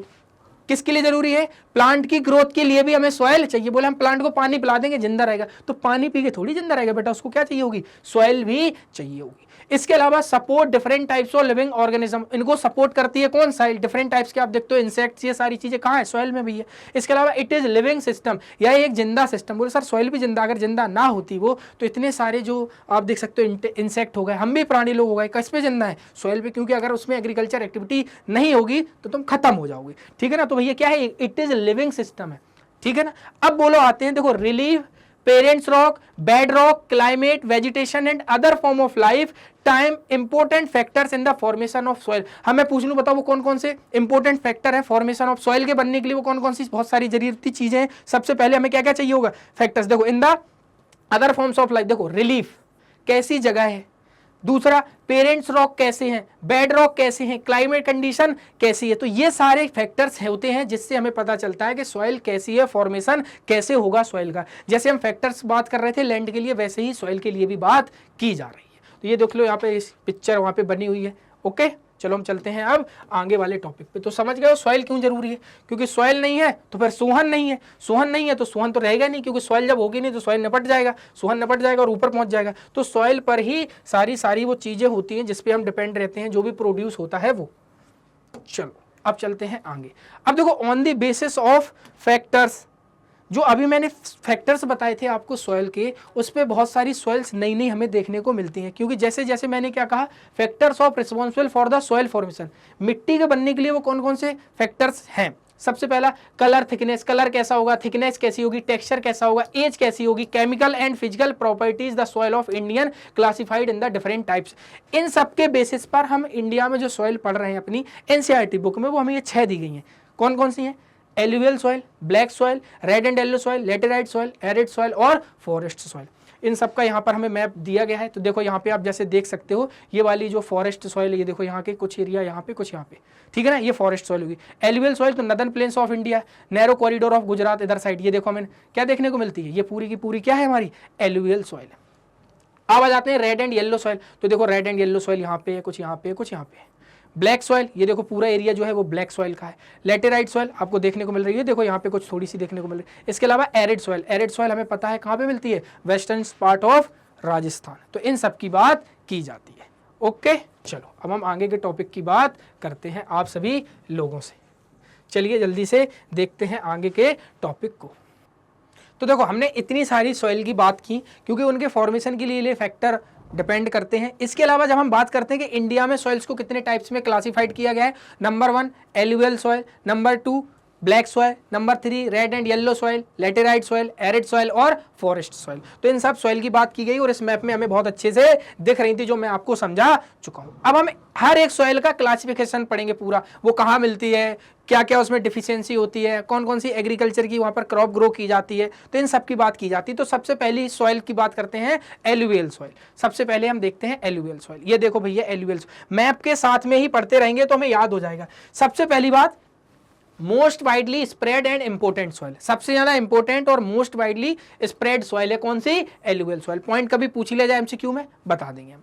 They have been deposit by the 3 major rivers जो हैं हिमालयन रिवर सिस्टम की, इंडस, गंगा एंड ब्रह्मपुत्र। समझ गए? तो ये 3 रिवर्स ही सबसे बड़ा रोल प्ले करती है सॉइल के फॉर्मेशन के लिए, क्योंकि ये अपने साथ छोटे छोटे जो नोड्यूल्स लेके आती हैं उन्हें इकट्ठा कर देती है नदन प्लेन्स में, जहां पर आप बहुत सारे आज प्लेन्स देखते हो, नदन प्लेन्स इतना बड़ा, वो ये 3 रिवर्स के द्वारा जो छोटे छोटे टूटे हुए कंकड़ लेके आते हैं जो फैल जाते हैं बहुत बड़े एरिया में, तो नदन प्लेन्स बना हुआ है। तो 3 रिवर्स हिमालयन सिस्टम की कौन सी है? Indus, Ganga and Brahmaputra. Also found in the eastern coastal planes, particularly deltas of the Mahanadi, Godavari, Krishna and Kaveri. तो इन नदी के जो डेल्टास यहाँ पे बनते हैं, तो यहाँ पर भी आपको सॉइल देखने को मिल जाती है कौन सी? Alluvial soil. एक तो हमने जो 3 सबसे बड़ी मेजर रिवर थी उनके बारे में बात कर ली कि उससे फॉर्मेशन हो रहा है, उससे बन रही है सॉइल। इसके अलावा जो डेल्टास हैं यहाँ पर महानदी, कृष्णा, गोदावरी, कावेरी के, तो उनसे हमें क्या देखने को मिल रहा है? वहां पर भी हमें कौन सी सॉइल डिपॉजिट मिल रहा है? वहां पर भी हमें एलुवियल सॉइल देखने को मिल रही है। तो पॉइंट आएंगे तो आप ये बात पक्के में लिख लेंगे। बोले सर इतना तो बढ़िया था, अब आगे बताइए। तो देखो अगर पिक्चर बेस्ड क्वेश्चन आ जाए, पूछ लिया जाए, तो देखो कुछ ऐसी दिखती है हमें एलुवियल सॉइल, तो इसकी पिक्चर भी देख लो। दूसरा, alluvial soil are very fertile. क्या होती है? एक पॉइंट लिख सकते हैं कि alluvial soil are very fertile. Contain adequate proportion of potash, बहुत अच्छे से मिलेगा, फॉस्फोरिक एसिड मिलेगा और लाइम मिलेगा इसमें, है ना, पर्याप्त मात्रा में। आइडियल फॉर द ग्रोथ, किस क्रॉप के लिए आइडियल है ग्रोथ के लिए? तो sugar cane, paddy, wheat and other cereal and pulses के लिए क्या है? बेनिफिशियल है ये वाली सॉइल, और बहुत ही ज्यादा फर्टाइल है। Reasons of alluvial soil are intensively cultivated and densely populated. जहां पर ये सॉइल मिलेगी, देखो सबसे अच्छी सॉइल है तो ज्यादा से ज्यादा एग्रीकल्चर एक्टिविटी की जाएगी, तो ये वही एरिया में देखने को मिलेगी जहां की पॉपुलेशन भी बहुत ज्यादा। तो इसीलिए यहाँ पे ज्यादा, देखो पॉपुलेशन ज्यादा नहीं है, यहाँ पे पॉपुलेशन ज्यादा इसलिए भी रहती है क्योंकि भैया ये वही सॉइल है जिसमें सबसे पहली बार बहुत फर्टाइल है, तो ज्यादा से ज्यादा एग्रीकल्चर एक्टिविटी की जाएगी, ज्यादा से ज्यादा लोगों का पेट भरा जा सकता है। तो हमें बहुत अच्छे से याद होगी, जिसमें आपको देख सकते हो हरियाणा हो गया, उत्तर प्रदेश हो गया, बिहार हो गया, पंजाब होगा, इन वाले एरिया में हमें ये सॉइल देखने को मिलती है, क्योंकि वहां पे बहुत ज्यादा क्या किया जाता है? ग्रो किया जाता है डिफरेंट क्रॉप्स को। अब देखो इसकी अकॉर्डिंग टू देयर एजेस, किसकी एजेस? सॉइल की एजेस के अकॉर्डिंग भी हमने उसे अलग अलग पार्ट में क्लासिफाइड करके रखा है ना। चलो अब देखो, and the alluvial soil consist of various proportion of sand, silt and clay के, इनके प्रोपोर्शन के अकॉर्डिंग जो सॉइल है ना प्रीडोमिनेंटली प्लेन्स में दोआस, चौआस एंड टेरे के अकॉर्डिंग उन्हें डिवाइड किया गया है, ठीक है ना। Apart of the size of their grains, इनकी एजेस के बेसिस पे, बोले सॉइल की भी एजेस होती है, हाँ, इसकी एजेस के बेसिस पे 2 टाइप की सॉइल हम इसका क्लासिफिकेशन किया गया है एलुवियल सॉइल का। एक है बांगर, एक है खादर। बांगर का मतलब होता है ओल्ड एलुवियल सॉइल, खादर का मतलब न्यू एलुवियल सॉइल। बोले सर याद नहीं हुआ है, देखो खादर मतलब जब खाद है तो नई एलुवियल सॉइल होगी, तो खादर का मतलब हो जाता है न्यू एलुवियल सॉइल, और बांगर का मतलब होता है ओल्ड एलुवियल सॉइल। उनकी एजेस के बेसिस पे, किसे? एलुवियल सॉइल को उसकी एजेस के बेसिस पे 2 टाइप की सॉइल में हम पढ़ते हैं, जो ओल्ड एलुवियल सॉइल है वो बांगर है, जो न्यू एलुवियल सॉइल है वो खादर है। इसके अलावा लेस, ये कम फर्टाइल होती है due to higher concentration of kankar nodules, यहाँ पे बहुत ज्यादा कांकर नोड्यूल्स इकट्ठे हो जाते हैं, इसलिए इसमें जो रेट होता है बहुत कम होता है। इसके अलावा ये बहुत अच्छी फर्टाइल होती है bangar, and the consist of more fine particles. देखो क्या होता है, इसमें बड़े बड़े नोड्यूल्स होते हैं, ऐसे समझ लो, इसके छोटे छोटे फाइन पार्टिकल्स होते हैं, इसलिए ये ज्यादा फर्टाइल होती है और ये वाली ज्यादा फर्टाइल नहीं होती है। कौन? बांगर। उनकी एज के बेसिस पे भी पढ़ लिया कि चलो एलुवियल सॉइल ये है, ओके, कहाँ कहाँ में मिलती है ये भी देखने को मिल गया। तो कभी भी क्वेश्चन आए तो अब आपको चाहे एमसीक्यू आए चाहे लॉन्ग आंसर में लिखने के लिए आए, आपको बिल्कुल भी छोड़ना नहीं है। अब देखो मैं यहाँ पे आपको वो समझाने वाला हूँ। देखो बोले सर क्या समझाने वाले? देखो हिमालयन माउंटेन रेंजेस है, यहाँ पे क्या कर रहा है, ये देखो भावर, आपको पता है यहाँ पर बड़े बड़े जो पत्थर इकट्ठे होते हैं, इनके नीचे वाटर जब डिसअपियर होकर जब हमें आगे वाले रीजन में दिखता है उसे तराई बोलते हैं। अब मान लीजिए कोई रिवर का फ्लो हो रहा है यहाँ से रिवर, तो रिवर के साथ जो छोटे छोटे फाइन पार्टिकल आए वो क्या है, यहाँ पर डिपॉजिट हो गए। तो जब यहाँ पर डिपॉजिट हो जाएंगे तो ये जो यहाँ पे सॉइल होगी वो होगी खादर, और जो जब ये दूर होते जाएंगे, पुराने होते जाएंगे, तो किस में कन्वर्ट होते जाएंगे? बांगर में। तो बांगर और खादर इस तरीके से हमें देखने को मिलती है। अब देखते हैं आगे। अब देख लो भैया, अब दूसरी सॉइल, पहली सॉइल थी एलुवियल सॉइल, दूसरी सॉइल थी ब्लैक सॉइल। तो ब्लैक सॉइल भैया कहां कहां देखने को हमें मिलेगी? तो सबसे पहला पॉइंट है ब्लैक सॉइल में, black soil in colour also black and regur soil and cotton soil. इसको इंडियन नाम से भी जाना जाता है, रेंगोर सॉइल और कॉटन सॉइल के नाम से, क्योंकि इसमें सबसे ज्यादा किसका एग्रीकल्चर किया जाता है, किसकी क्रॉप ग्रो की जाती है? कॉटन, तो इसको कॉटन सॉइल भी बोलते हैं। Formation and location, climate condition along with the parents rock material are the important factors of the formation of black soil. Black soil के फॉर्मेशन के लिए पेरेंट्स रॉक मटेरियल अभी मैंने सॉइल में समझाया था, इस तरीके के जो नीचे के ये रहते हैं, ये पेरेंट्स मटेरियल होते हैं जिनके बेसिस पर सॉइल ऊपर की हमें देखने को मिलती है। तो भैया ब्लैक सॉइल के फॉर्मेशन के लिए उसके पेरेंट्स मटेरियल भी बहुत इंपॉर्टेंट रोल प्ले करते हैं। This soil types is found in the Deccan trap basalt region in the made up of lava flow. जो लावा फ्लो से बना हुआ हमें बेसाल्ट रीजन देखने को मिलता है डेक्कन ट्रैप का, वहां पर हमें सॉइल देखने को मिलती है। ये देखो, ये रहा आपकी ब्लैक सॉइल वाला रीजन, ये देखो ब्लैक सॉइल यहाँ पे हमें देखने को मिलती है। बोलो सर इंडिया में और भी बहुत सारी जगह मिलती है, जहां पर मेजर पोर्शन मिलता है उसको पढ़ रहे हैं, तो हमें ज्यादातर यहाँ पे ब्लैक सॉइल देखने को मिलती है डेक्कन प्लेट्यू वाले रीजन में। जब भी फ्लो ऑफ लावा की बात की जाएगी तो भी आपके दिमाग में ब्लैक सॉइल आनी चाहिए। They cover the plateaus of Maharashtra, Saurashtra, Malwa, Madhya Pradesh and Chhattisgarh and extend in the south east direction along the Godavari and the Krishna river. तो ठीक है, हमें यहाँ तक देखने को मिल जाती है ये। तो इसी में बात की जा रही है कि जो प्लेट्यू है, मध्य प्रदेश में भी आपको मालवा, मध्य प्रदेश, छत्तीसगढ़ है ना, सौराष्ट्र, इस सब एरिया में आपको कौन सी सॉइल देखने को मिलती है? Black soil. तो अब आपके ब्लैक सॉइल के सारे कंफ्यूजन दूर हो गए होंगे। चलिए अब हम आगे चलते हैं अपने नेक्स्ट टॉपिक पे। अभी इसमें कुछ चीजें और बाकी हैं, उनको पहले कंप्लीट कर लेंगे, ठीक है ना। ये वाला रीजन कौन सा था? तो आपको पता है ये वाला रीजन जो अभी मैंने पढ़ाया था, ये वाला था एलुवियल सॉइल का। दूसरी सॉइल की हम बात कर रहे हैं तो वो कौन सी है? हमारी ब्लैक सॉइल।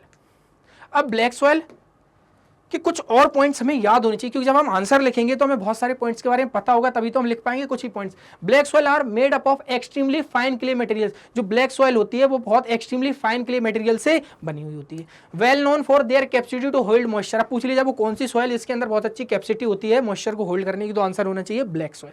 उसकी पिक्चर देख लो, कुछ इस तरीके से हमें देखने को मिलती है। जब गर्मी होती है ना, गर्मी में क्या होता है, जब एवेपोरेशन हो जाता है, इसका पानी यहाँ से उड़ जाता है, तो यहाँ पे डीप क्रैक पड़ जाते हैं। तो वही लिखा है कि develop deep crack during hot weather season. गर्मियों में यहाँ पर डीप क्रैक होते हैं, लेकिन जब बारिश आती है तो फिर ये स्टिकी हो जाती है, चिपचिपी टाइप की। जैसे कि आपका दोस्त था पिंकू ने क्या देखा, उसके खेत के बगल में ब्लैक मिट्टी थी और उसका मन नहीं लगा, उसने कहा बारिश हुई चलो मैं खेत में जाता हूँ। तो आप देखते हो उसकी जो छोटी छोटी स्लीपर जो पहन के खेत में गया, वो उसकी स्लीपर 1 किलो की थी, लेकिन बाद में वो 5 किलो की हो रही, क्योंकि वो खुद से उठा नहीं पा रही, क्योंकि जब वो स्टिकी हो जाती है तो वो फिर चिपकने लगती है। Rich in soil nutrients such as calcium carbonate, magnesium, potash and lime. तो भैया कौन कौन से न्यूट्रिएंट्स में रिच होती है ये? तो calcium carbonate CaCO3, magnesium, potash and lime, इनमें से वो रिच होती है। These soil are generally poor in phosphoric content. अब किस में कौन सा ऐसा मिनरल है जिसकी कमी होती है? देखो, जिस मिनरल में रिच है उसकी बात कर ली, अब जिसकी कमी है तो फॉस्फोरिक कंटेंट इसमें कम होता है। क्या होता है? फॉस्फोरिक कंटेंट कम होता है। कौन सी सॉइल में? ब्लैक सॉइल में। और हॉट वेदर में पता है आपको डीप क्रैक पड़ जाते हैं। इसकी बहुत अच्छी क्वालिटी है वाटर को होल्ड करने की। तो इस तरीके के अगर MCQ पूछे जाए तो आप उनका आंसर दे सकते हैं। अब आती है हमारी 3rd नंबर की सॉइल, जिसका नाम है रेड एंड येलो सॉइल। तो सबसे पहले हम बात करते हैं, देखो आप जब अपने पॉइंट लिखो तो भैया फॉर्मेशन कहाँ है, इंडिया के किस किस एरिया में हमें देखने को मिल रही है, कौन सी क्रॉप ग्रो की जाती है, किस मिनरल की डिफिशियंसी है, किसकी परसेंटेज अच्छा है मिनरल्स का, तो ये सारे पॉइंट्स लिख दोगे, आपके 5 मार्क्स का क्वेश्चन हो जाएगा। और जब MCQ में पूछा जाएगा तो आपको पता है। अब रेड एंड येलो सॉइल, तो सबसे पहले रेड एंड येलो सॉइल देखो आपको कहाँ कहाँ देखने को मिल रहा है। ये देखो नदन प्लेन से इधर जुड़ा हुआ कुछ पार्ट, ये रेड एंड येलो सॉइल है। इधर नॉर्थ ईस्टर्न स्टेट्स में भी कुछ एरिया में हमें रेड एंड येलो सॉइल देखने को मिल रही है। इसके अलावा आपको ये देखो, ये वाले एरिया में भी हमें रेड सॉइल देखने को मिल रही है। तो ये बड़े रीजन है जहां पर हमें रेड सॉइल देखने को मिल रही है। ओके, पहला, red soil develops on crystalline igneous rock in area of low rainfall. याद रख लेना, जो लो रेनफॉल वाले एरिया होते हैं, मतलब ये क्या होता है सर, जहां पे बारिश कम होती है जिन एरियो में, वहां पर जो क्रिस्टलाइन इग्नियस रॉक होते हैं उस एरिया में, वहां पर हमें ये देखने को मिलती है। जैसे कि eastern and southern part of the Deccan plateau. अब देखना डेक्कन प्लेट्यू ये रहा, अभी हमने बात की किसमें? ब्लैक सॉइल में। तो ये रहा डेक्कन प्लेट्यू का ईस्टर्न पार्ट जिसकी बात की जा रही है ना, ये देखो यहाँ पे, अब eastern and southern parts of the Deccan plateau ये रहा, इसका ईस्टर्न पार्ट्स में हमें देखने को मिल रही है। दिमाग में छाप लो कौन सी soil? Red and yellow soil. दूसरी, इसके साउदर्न पार्ट में अभी हमें देखने को कौन सी सॉइल मिल रही है? Red and yellow soil. बोले सर इतनी बात ठीक है। Also found the part of, कुछ स्टेट के पार्ट में मिलती है, जैसे Orissa, Chhattisgarh, southern part of the middle Ganga plains along the piedmont zone of the western Ghat. ये देखो यहाँ पे देखने को मिल रही है हमें, जिसकी बात की जा रही है यहाँ पे, है ना, वेस्टर्न घाट साइड भी हमें देखने को मिल रही है। तो इतनी बात क्लियर है। फॉर्मेशन एंड लोकेशन कहाँ कहाँ है? फॉर्मेशन में हमें पता है क्रिस्टलाइन इग्नियस मेटामॉर्फिक नहीं, क्रिस्टियन इग्नियस रॉक की बात की जा रही है, वो अलग बात है। Crystalline igneous rock in area of low rainfall होती है, वहां पे हमें देखने को मिलती है कौन सी soil, red and yellow soil.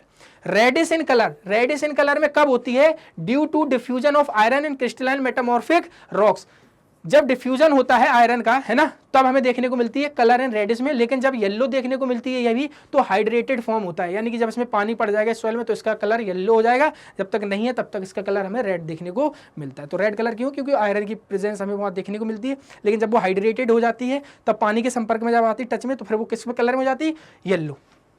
इतनी बात क्लियर हो गई होगी आप सभी लोगों को, बिल्कुल अच्छे से समझ में आ रहा होगा कि सॉइल कौन कौन सी है और कौन सी सॉइल हम अभी यहाँ पर पढ़ रहे हैं। अब कौन सी सॉइल आएगी बताओ जल्दी से, कौन सी सॉइल आ गई अब हमारी, तो हमको पता है अब लेटेराइट सॉइल की बात की जाएगी। अब आएगी लेटेराइट सॉइल की बात। तो अब लेटेराइट सॉइल का फॉर्मेशन एंड लोकेशन की बात कर लेते हैं। सबसे पहले देखो, जे सॉइल का जब भी लॉन्ग क्वेश्चन आए तो भी हम लिख सकते हैं, शॉर्ट आए तो भी लिख सकते हैं, 1 मार्क्स का क्वेश्चन आए तब भी लिख सकते हैं, क्योंकि आपने उसकी पूरी हिस्ट्री पढ़ रखी है। तो अब आते हैं हम लेटेराइट सॉइल पे। तो laterite soil develops under the tropical and sub tropical climate with alternative wet and dry season. इस तरीके के सीजन में हमें देखने को मिलेगी कौन सा फॉर्मेशन होगा, लेटेराइट सॉइल का। This soil is result of intensive leaching due to heavy rain. Heavy rain से जब इंटेंसिव लीचिंग होती है, लीचिंग का मतलब ये समझ लो जब बहुत ज्यादा बारिश होती है तो ऊपर के जो उसके मिनरल्स है वो धुल के कहीं और चले जाते हैं, तो इंटेंसिव लीचिंग के कारण भी हमें देखने को मिलती है। तो जैसे ही आपके दिमाग में लीचिंग आए, लीचिंग मतलब लीची, लीची मतलब लेटेराइट सॉइल। कौन सी सॉइल, लेटेराइट सॉइल। ओके, कौन सी सॉइल, लेटेराइट। लीचिंग मतलब इंटेंसिव लीचिंग, लेटेराइट सॉइल।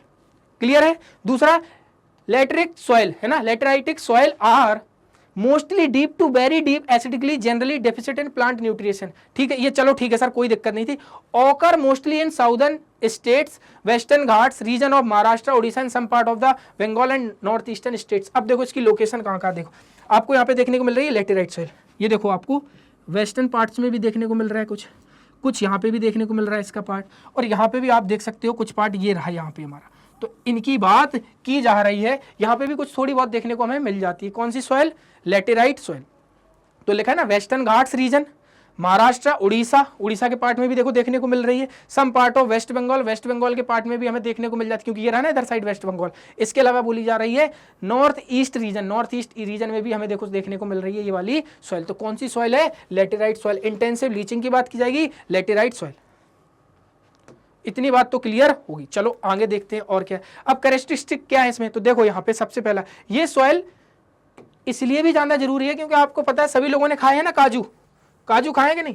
काजू का मतलब आदमी नहीं कह रहा हूँ मैं, आदमी खाने की बात नहीं कर रहा हूँ, काजू किसी का नाम भी हो सकता है, मैं नाम की नहीं बोल रहा हूँ। जो काजू आप ड्राई फ्रूट खाते हो ना, इसी सॉइल में वो डेवलप होते हैं, इसी सॉइल में उनका प्रोडक्शन किया जाता है ना।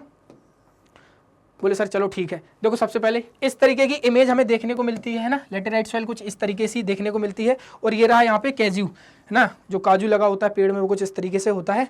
अब देखो सबसे पहले laterite soil is generally poor in humus, humus में प्योर होती है, यानी इस मिनरल की उसमें डिफिशियंसी होती है। Prone to erosion and degradation, ठीक है, due to their position and landscape, इन लैंडस्केप के कारण उसमें क्या है, सॉइल इरोजन और डिग्रेडेशन की भी प्रोसेस हमें देखने को मिलती है। After adopting appropriate soil conservation methods, देखो क्या होता है, मैंने अभी आपको समझाया कि बहुत ज़्यादा बारिश होती है, इंटेंसिव लीचिंग के कारण वहाँ के जो मिनरल्स होते हैं सॉइल के वो धुल के चले जाते हैं। तो यहाँ पर हमको क्या देखने को मिलता है, एरोजन और लैंड डिग्रेडेशन होगा सॉइल का। तो जिसके क्या due to their position and landscape के कारण क्या होता है, वहाँ पर एरोजन और क्या देखने को मिलता है, लैंड डिग्रेडेशन देखने को मिलता है। तो इसलिए अब इन प्रोसेस को कम करने के लिए after adopting appropriate soil conservation techniques particularly in the hilly areas of Karnataka, Kerala and Tamil Nadu, the soil is very useful to grow tea and coffee. देखो क्या हुआ, इंटेंसिव लीचिंग हुई, ठीक है ना, और ये सॉइल हमें ज्यादातर माउंटेन्स वाले एरिया में देखने को मिल रही थी। कहाँ पे हमें देखने को मिल रही थी, कर्नाटका, केरला एंड तमिलनाडु के हिली एरियाज में। तो क्या हुआ, इंटेंसिव लीचिंग हुई, बारिश हुई, तो यहाँ पे वॉश्ड अप होके चली गई ये सॉइल। तो इसके लिए हम क्या करते हैं, प्रॉपर टेक्निक्स का यूज करते हैं, जिसके कारण हम इस सॉइल का कंजर्वेशन कर लेते हैं। और फिर वहां पर हमें कौन सी क्रॉप ग्रो करते हैं, टी एंड कॉफी की बात की जाती है, और कैज्यू नट की भी बात की जाती है। Red laterite soil is Tamil Nadu, Andhra Pradesh and Kerala are more suitable to crop like a cashew nut. लेकिन लेटेराइट सॉइल में मैं बता दूं उसकी कौन सी क्वालिटी वाली सॉइल, तो जो रेड लेटेराइट होती है, देखो हम पढ़ रहे हैं लेटेराइट, लेकिन इसी का एक रेड लेटेराइट जो सॉइल है ना, उसमें हमें प्रोडक्शन देखने को मिलता है कैज्यू नट का, जो कि इंडिया के स्टेट है तमिलनाडु, आंध्र प्रदेश और केरला की बात की जाती। तो इतनी बात से अब एक बात तो क्लियर होगी कि भैया काजू खाना है कि नहीं। बोले खाना है, बिल्कुल खाना है। तो लो बेटा लगे हुए हैं, निकाल लो यहीं से वीडियो में से, है ना। चलो अब चलते हैं हम आगे के पॉइंट पे। चलो अब आती है हमारी एरिड सॉइल, ऐसी सॉइल जो सूखी है यानी जिसमें वाटर नहीं है, ठीक है ना, सूखी सॉइल भी बोल दो आप इसमें। Sandy in texture and saline in nature, कईयों बार आप एग्जाम में क्वेश्चन देखोगे डायरेक्ट लिखा हुआ मिलता है हमें कि Sandy in texture and saline in nature which type of soil, option दिया जाएगा black soil, alluvial soil, red and yellow soil और एक होगा एरिड सॉइल। तो याद रख लेना, पहले ही पॉइंट से हमें याद आ जाना चाहिए एरिड सॉइल। जब hydrated form of water add in the soil तो वो कौन सी सॉइल हो जाती है जिसका कलर येलो हो जाता है, तो आपको पता है रेड एंड येलो सॉइल, ठीक है ना। तो लेकिन हम क्या पढ़ रहे हैं यहाँ पे पढ़ रहे हैं हम एरिड सॉइल। अब देखते हैं यहाँ पे in some areas of the salt content is very high, कुछ एरिया में देखो क्या है एरिड सॉइल है, और एरिड सॉइल हमें कहाँ पे देखने को मिल रही है सबसे ज्यादा, जब आप बात करोगी राजस्थान की बात करोगे, राजस्थान में वेस्टर्न पार्ट्स ऑफ राजस्थान की बात करोगे तो एरिड सॉइल हमें देखने को मिलती है। अब पहली बात, एक तो बारिश नहीं हुई इतनी है तो इसलिए यहाँ की सॉइल सूखी है। दूसरी बात, यहाँ पर क्या होता है, इसमें बहुत ज्यादा सॉल्ट कंटेंट हमें देखने को मिलता है। Common salt is obtained by evaporating the water, इसका वाटर भी खत्म हो जाए ना जब इसमें से इवेपोरेशन के द्वारा, तो वहां पर हमें सॉल्ट भी देखने को मिलता है। क्लियर है कि नहीं। इसके अलावा arid soil lack humus, humus की कमी होती है। मॉइस्चर क्यों होती है, क्योंकि इसका जो लोअर होरिजन होता है, देखो ह्यूमस की कमी हमें इसलिए देखने को मिल रहा है, मान लीजिए ये हमारी एरिड सॉइल है, सुनना एरिड सॉइल, तो इसमें क्या होते हैं जो छोटे छोटे यहाँ पे इसके जो होते हैं ना नोड्यूल्स, इनमें वाटर को कैपेसिटी को होल्ड करने की वो नहीं होती है पावर, तो क्या होता है वाटर सीधा नीचे बह के चला जाता है, तो इसके कारण ये सॉइल इसलिए हमेशा सूखी भी बनी रहती है। तो समझ गए, तो क्या लिखा है arid soil lack humus and moisture, क्यों वाई लिखा है, क्यों, क्योंकि the lower horizon of the soil are occupied with kankar because the increasing calcium content develop downward, यहाँ पर कैल्शियम कंटेंट डाउनवर्ड में इकट्ठा हो जाता है जिसके कारण यहाँ पानी को वो रोक के नहीं रख पाते, पानी बह के चला जाता तो सॉइल में वाटर नहीं बचता, इसलिए वो सूखी सॉइल हमें देखने को मिल जाती है यानी एरिड सॉइल। एग्रीकल्चर आफ्टर प्रोपन, अब बोलोगे सर एरिड सॉइल है तो इसमें तो कुछ किया नहीं जा सकता, देखो मैंने क्या कहा, सॉइल में पानी नहीं है लेकिन अगर उसको पानी प्रोवाइड किया जाए तो एग्रीकल्चर किया जा सकता है, तो इसलिए अब यहाँ पे after proper irrigation the soil become cultivation one case of western Rajasthan, इसलिए फिर इसमें अच्छी एग्रीकल्चर की क्रॉप की जा सकती है। किसके बाद, after proper treatment of irrigation facility. बोले सर इतनी बात तो सब बढ़िया हो गई, आप कोई दिक्कत नहीं थी। तो अब एक बार आपको हमेशा याद रखो, जब भी आप सॉइल पढ़ो तो आपको याद होना चाहिए कि मैप के अकॉर्डिंग मैंने कहाँ कहाँ उसको पढ़ रखा था, क्योंकि अगर आप मैप में एक बार उसको पढ़ लेते हो ना तो जब आप क्वेश्चन के आंसर लिखते हो तो आपके दिमाग में एक चीज टिक हो जाती है, अच्छा मैंने इसको यहाँ पढ़ा था, इसको इस चीज से कनेक्ट कर देते हैं, फॉर्मेशन कहाँ हुआ है, कहाँ कहाँ हमें सॉइल देखने को मिल रही है। अब आ जाते हैं फॉरेस्ट सॉइल पे, तो फॉरेस्ट सॉइल या माउंटेन सॉइल भी बोल देते हैं, कहीं आप इसको पढ़ोगे है ना। Found in the hilly and mountains area where sufficient rain forest are available, देखो रेन फॉरेस्ट हमें देखो यहाँ पे, ये देखो ये रही फॉरेस्ट, तो जहाँ पे हमें फॉरेस्ट ज्यादा देखने को मिल रहा है ऊपर साइड, ये रही फॉरेस्ट सॉइल, यहाँ सिक्किम साइड वाले में रही, यहाँ पर भी हमें फॉरेस्ट सॉइल देखने को मिल रही है। कैरेक्टरिस्टिक क्या है, soil texture varies according to the mountain environmental where they are form, depend करता है इसमें भी कि जहाँ पे वो सॉइल बन रही है फॉरेस्ट सॉइल, वहाँ पे माउंटेन्स कैसे हैं, ठीक है ना, फिजिकल फीचर्स वहाँ के कैसे हैं, तो उन सब पे डिपेंड करता है, ठीक है ना।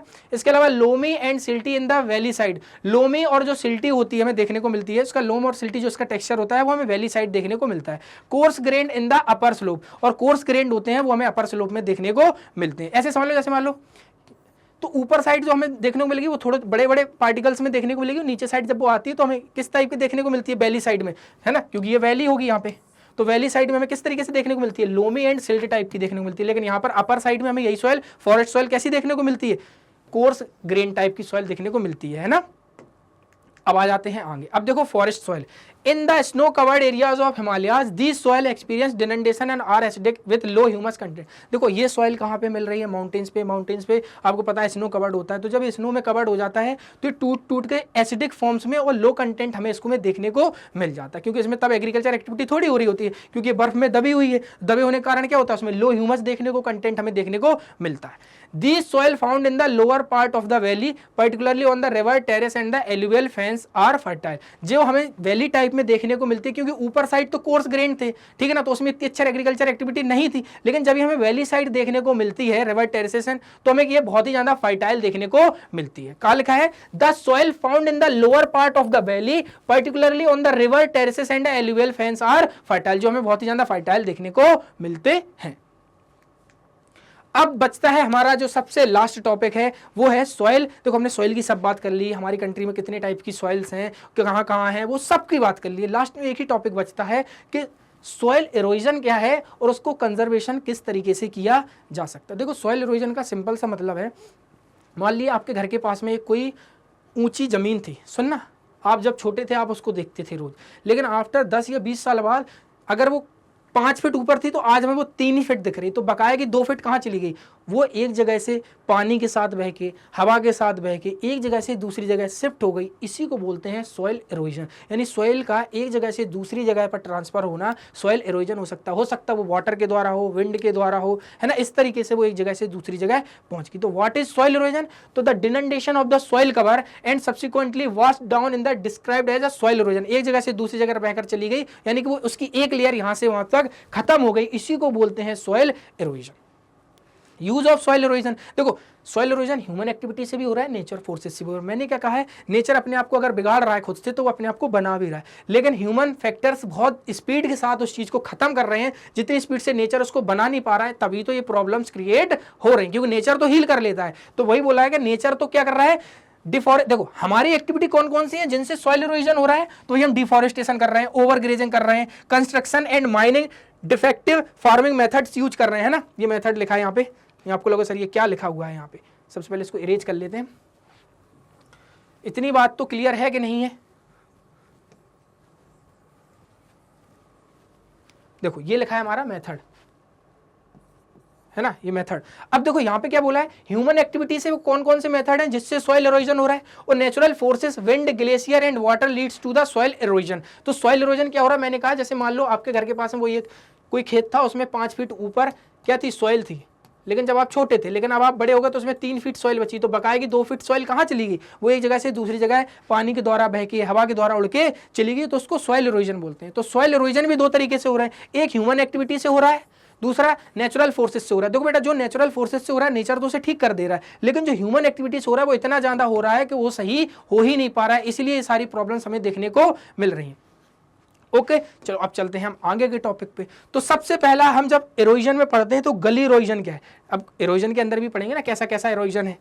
तो देखो गली इरोजन कुछ इस तरीके से पिक्चर हमें देखने को मिलती है, पूछ लिया जाए बताओ किसकी पिक्चर है, तो ये गली इरोजन की है। तो गली इरोजन का मतलब होता है this occur when running water cuts through the soil making deep channels, the land thus become unsuitable for cultivation and is known as a badland. इसको बेडलैंड के नाम से भी जाना जाता है गली इरोजन को। इसका मतलब क्या है, जैसे मान लो यहाँ पर एक सॉइल का बहुत बड़ा टुकड़ा था, टुकड़ा मतलब एक बहुत बड़ा सॉइल था, अब यहाँ पे पानी फ्लो किया, पानी फ्लो इतनी स्पीड से किया कि उसने चैनल बना दिया डीप, मतलब यहाँ से वो अपने साथ बह के लाया सॉइल को और यहाँ पर नाली टाइप में बना दी, गली टाइप में बना दी, उसी को बोलते हैं गली इरोजन। तो अब ये कल्टीवेशन के लिए अच्छी नहीं रही, तो जब अच्छी नहीं रही तभी तो इसको हम क्या बोल रहे हैं, बैड लैंड बोल रहे हैं। तो सॉइल इरोजन में अगर पूछ लिया गली इरोजन क्या है, तब हमें ये आंसर लिखना होगा।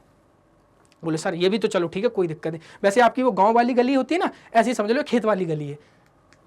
अब सीट इरोजन, अब सीट इरोजन में और क्या होता है, देखो सीट इरोजन में क्या होता है, गली इरोजन में तो वो चैनल बना दिया उसने, अब सीट इरोजन में क्या होता है, जब एक बहुत बड़े पार्ट को क्या होता है, जब एक बहुत बड़ा पार्ट है और एक पानी आया, जैसे मान लो बाढ़ आती है, सुनना एक बहुत बड़ा खेत है, जब बाढ़ अपने साथ आई तो पूरे खेत की मिट्टी बहा के ले गई, तो वो सीट इरोजन है, यानी कि एक बहुत बड़े सीट के एरिया को वो अपने साथ बहा के ले गई, यानी उसकी ऊपर की जो टॉप लेयर थी सॉइल की उसको बहा के ले गई, तब होता है वो सीट इरोजन। तब washing away of the top soil को वॉश अवे करके because of the flowing of the water as a sheet over large area is known as sheet erosion. तो गली इरोजन में गली बन रही थी, जिससे गली में क्या हो रहा था, वो जो वहां की सॉइल थी वो बह के पानी के साथ नीचे आ गई तो गली बन गई। इसमें क्या होता है, पानी का बहुत बड़ा एक एरिया अपने साथ बहा के ले जाता है सॉइल को, तो इसको बोलते हैं सीट इरोजन।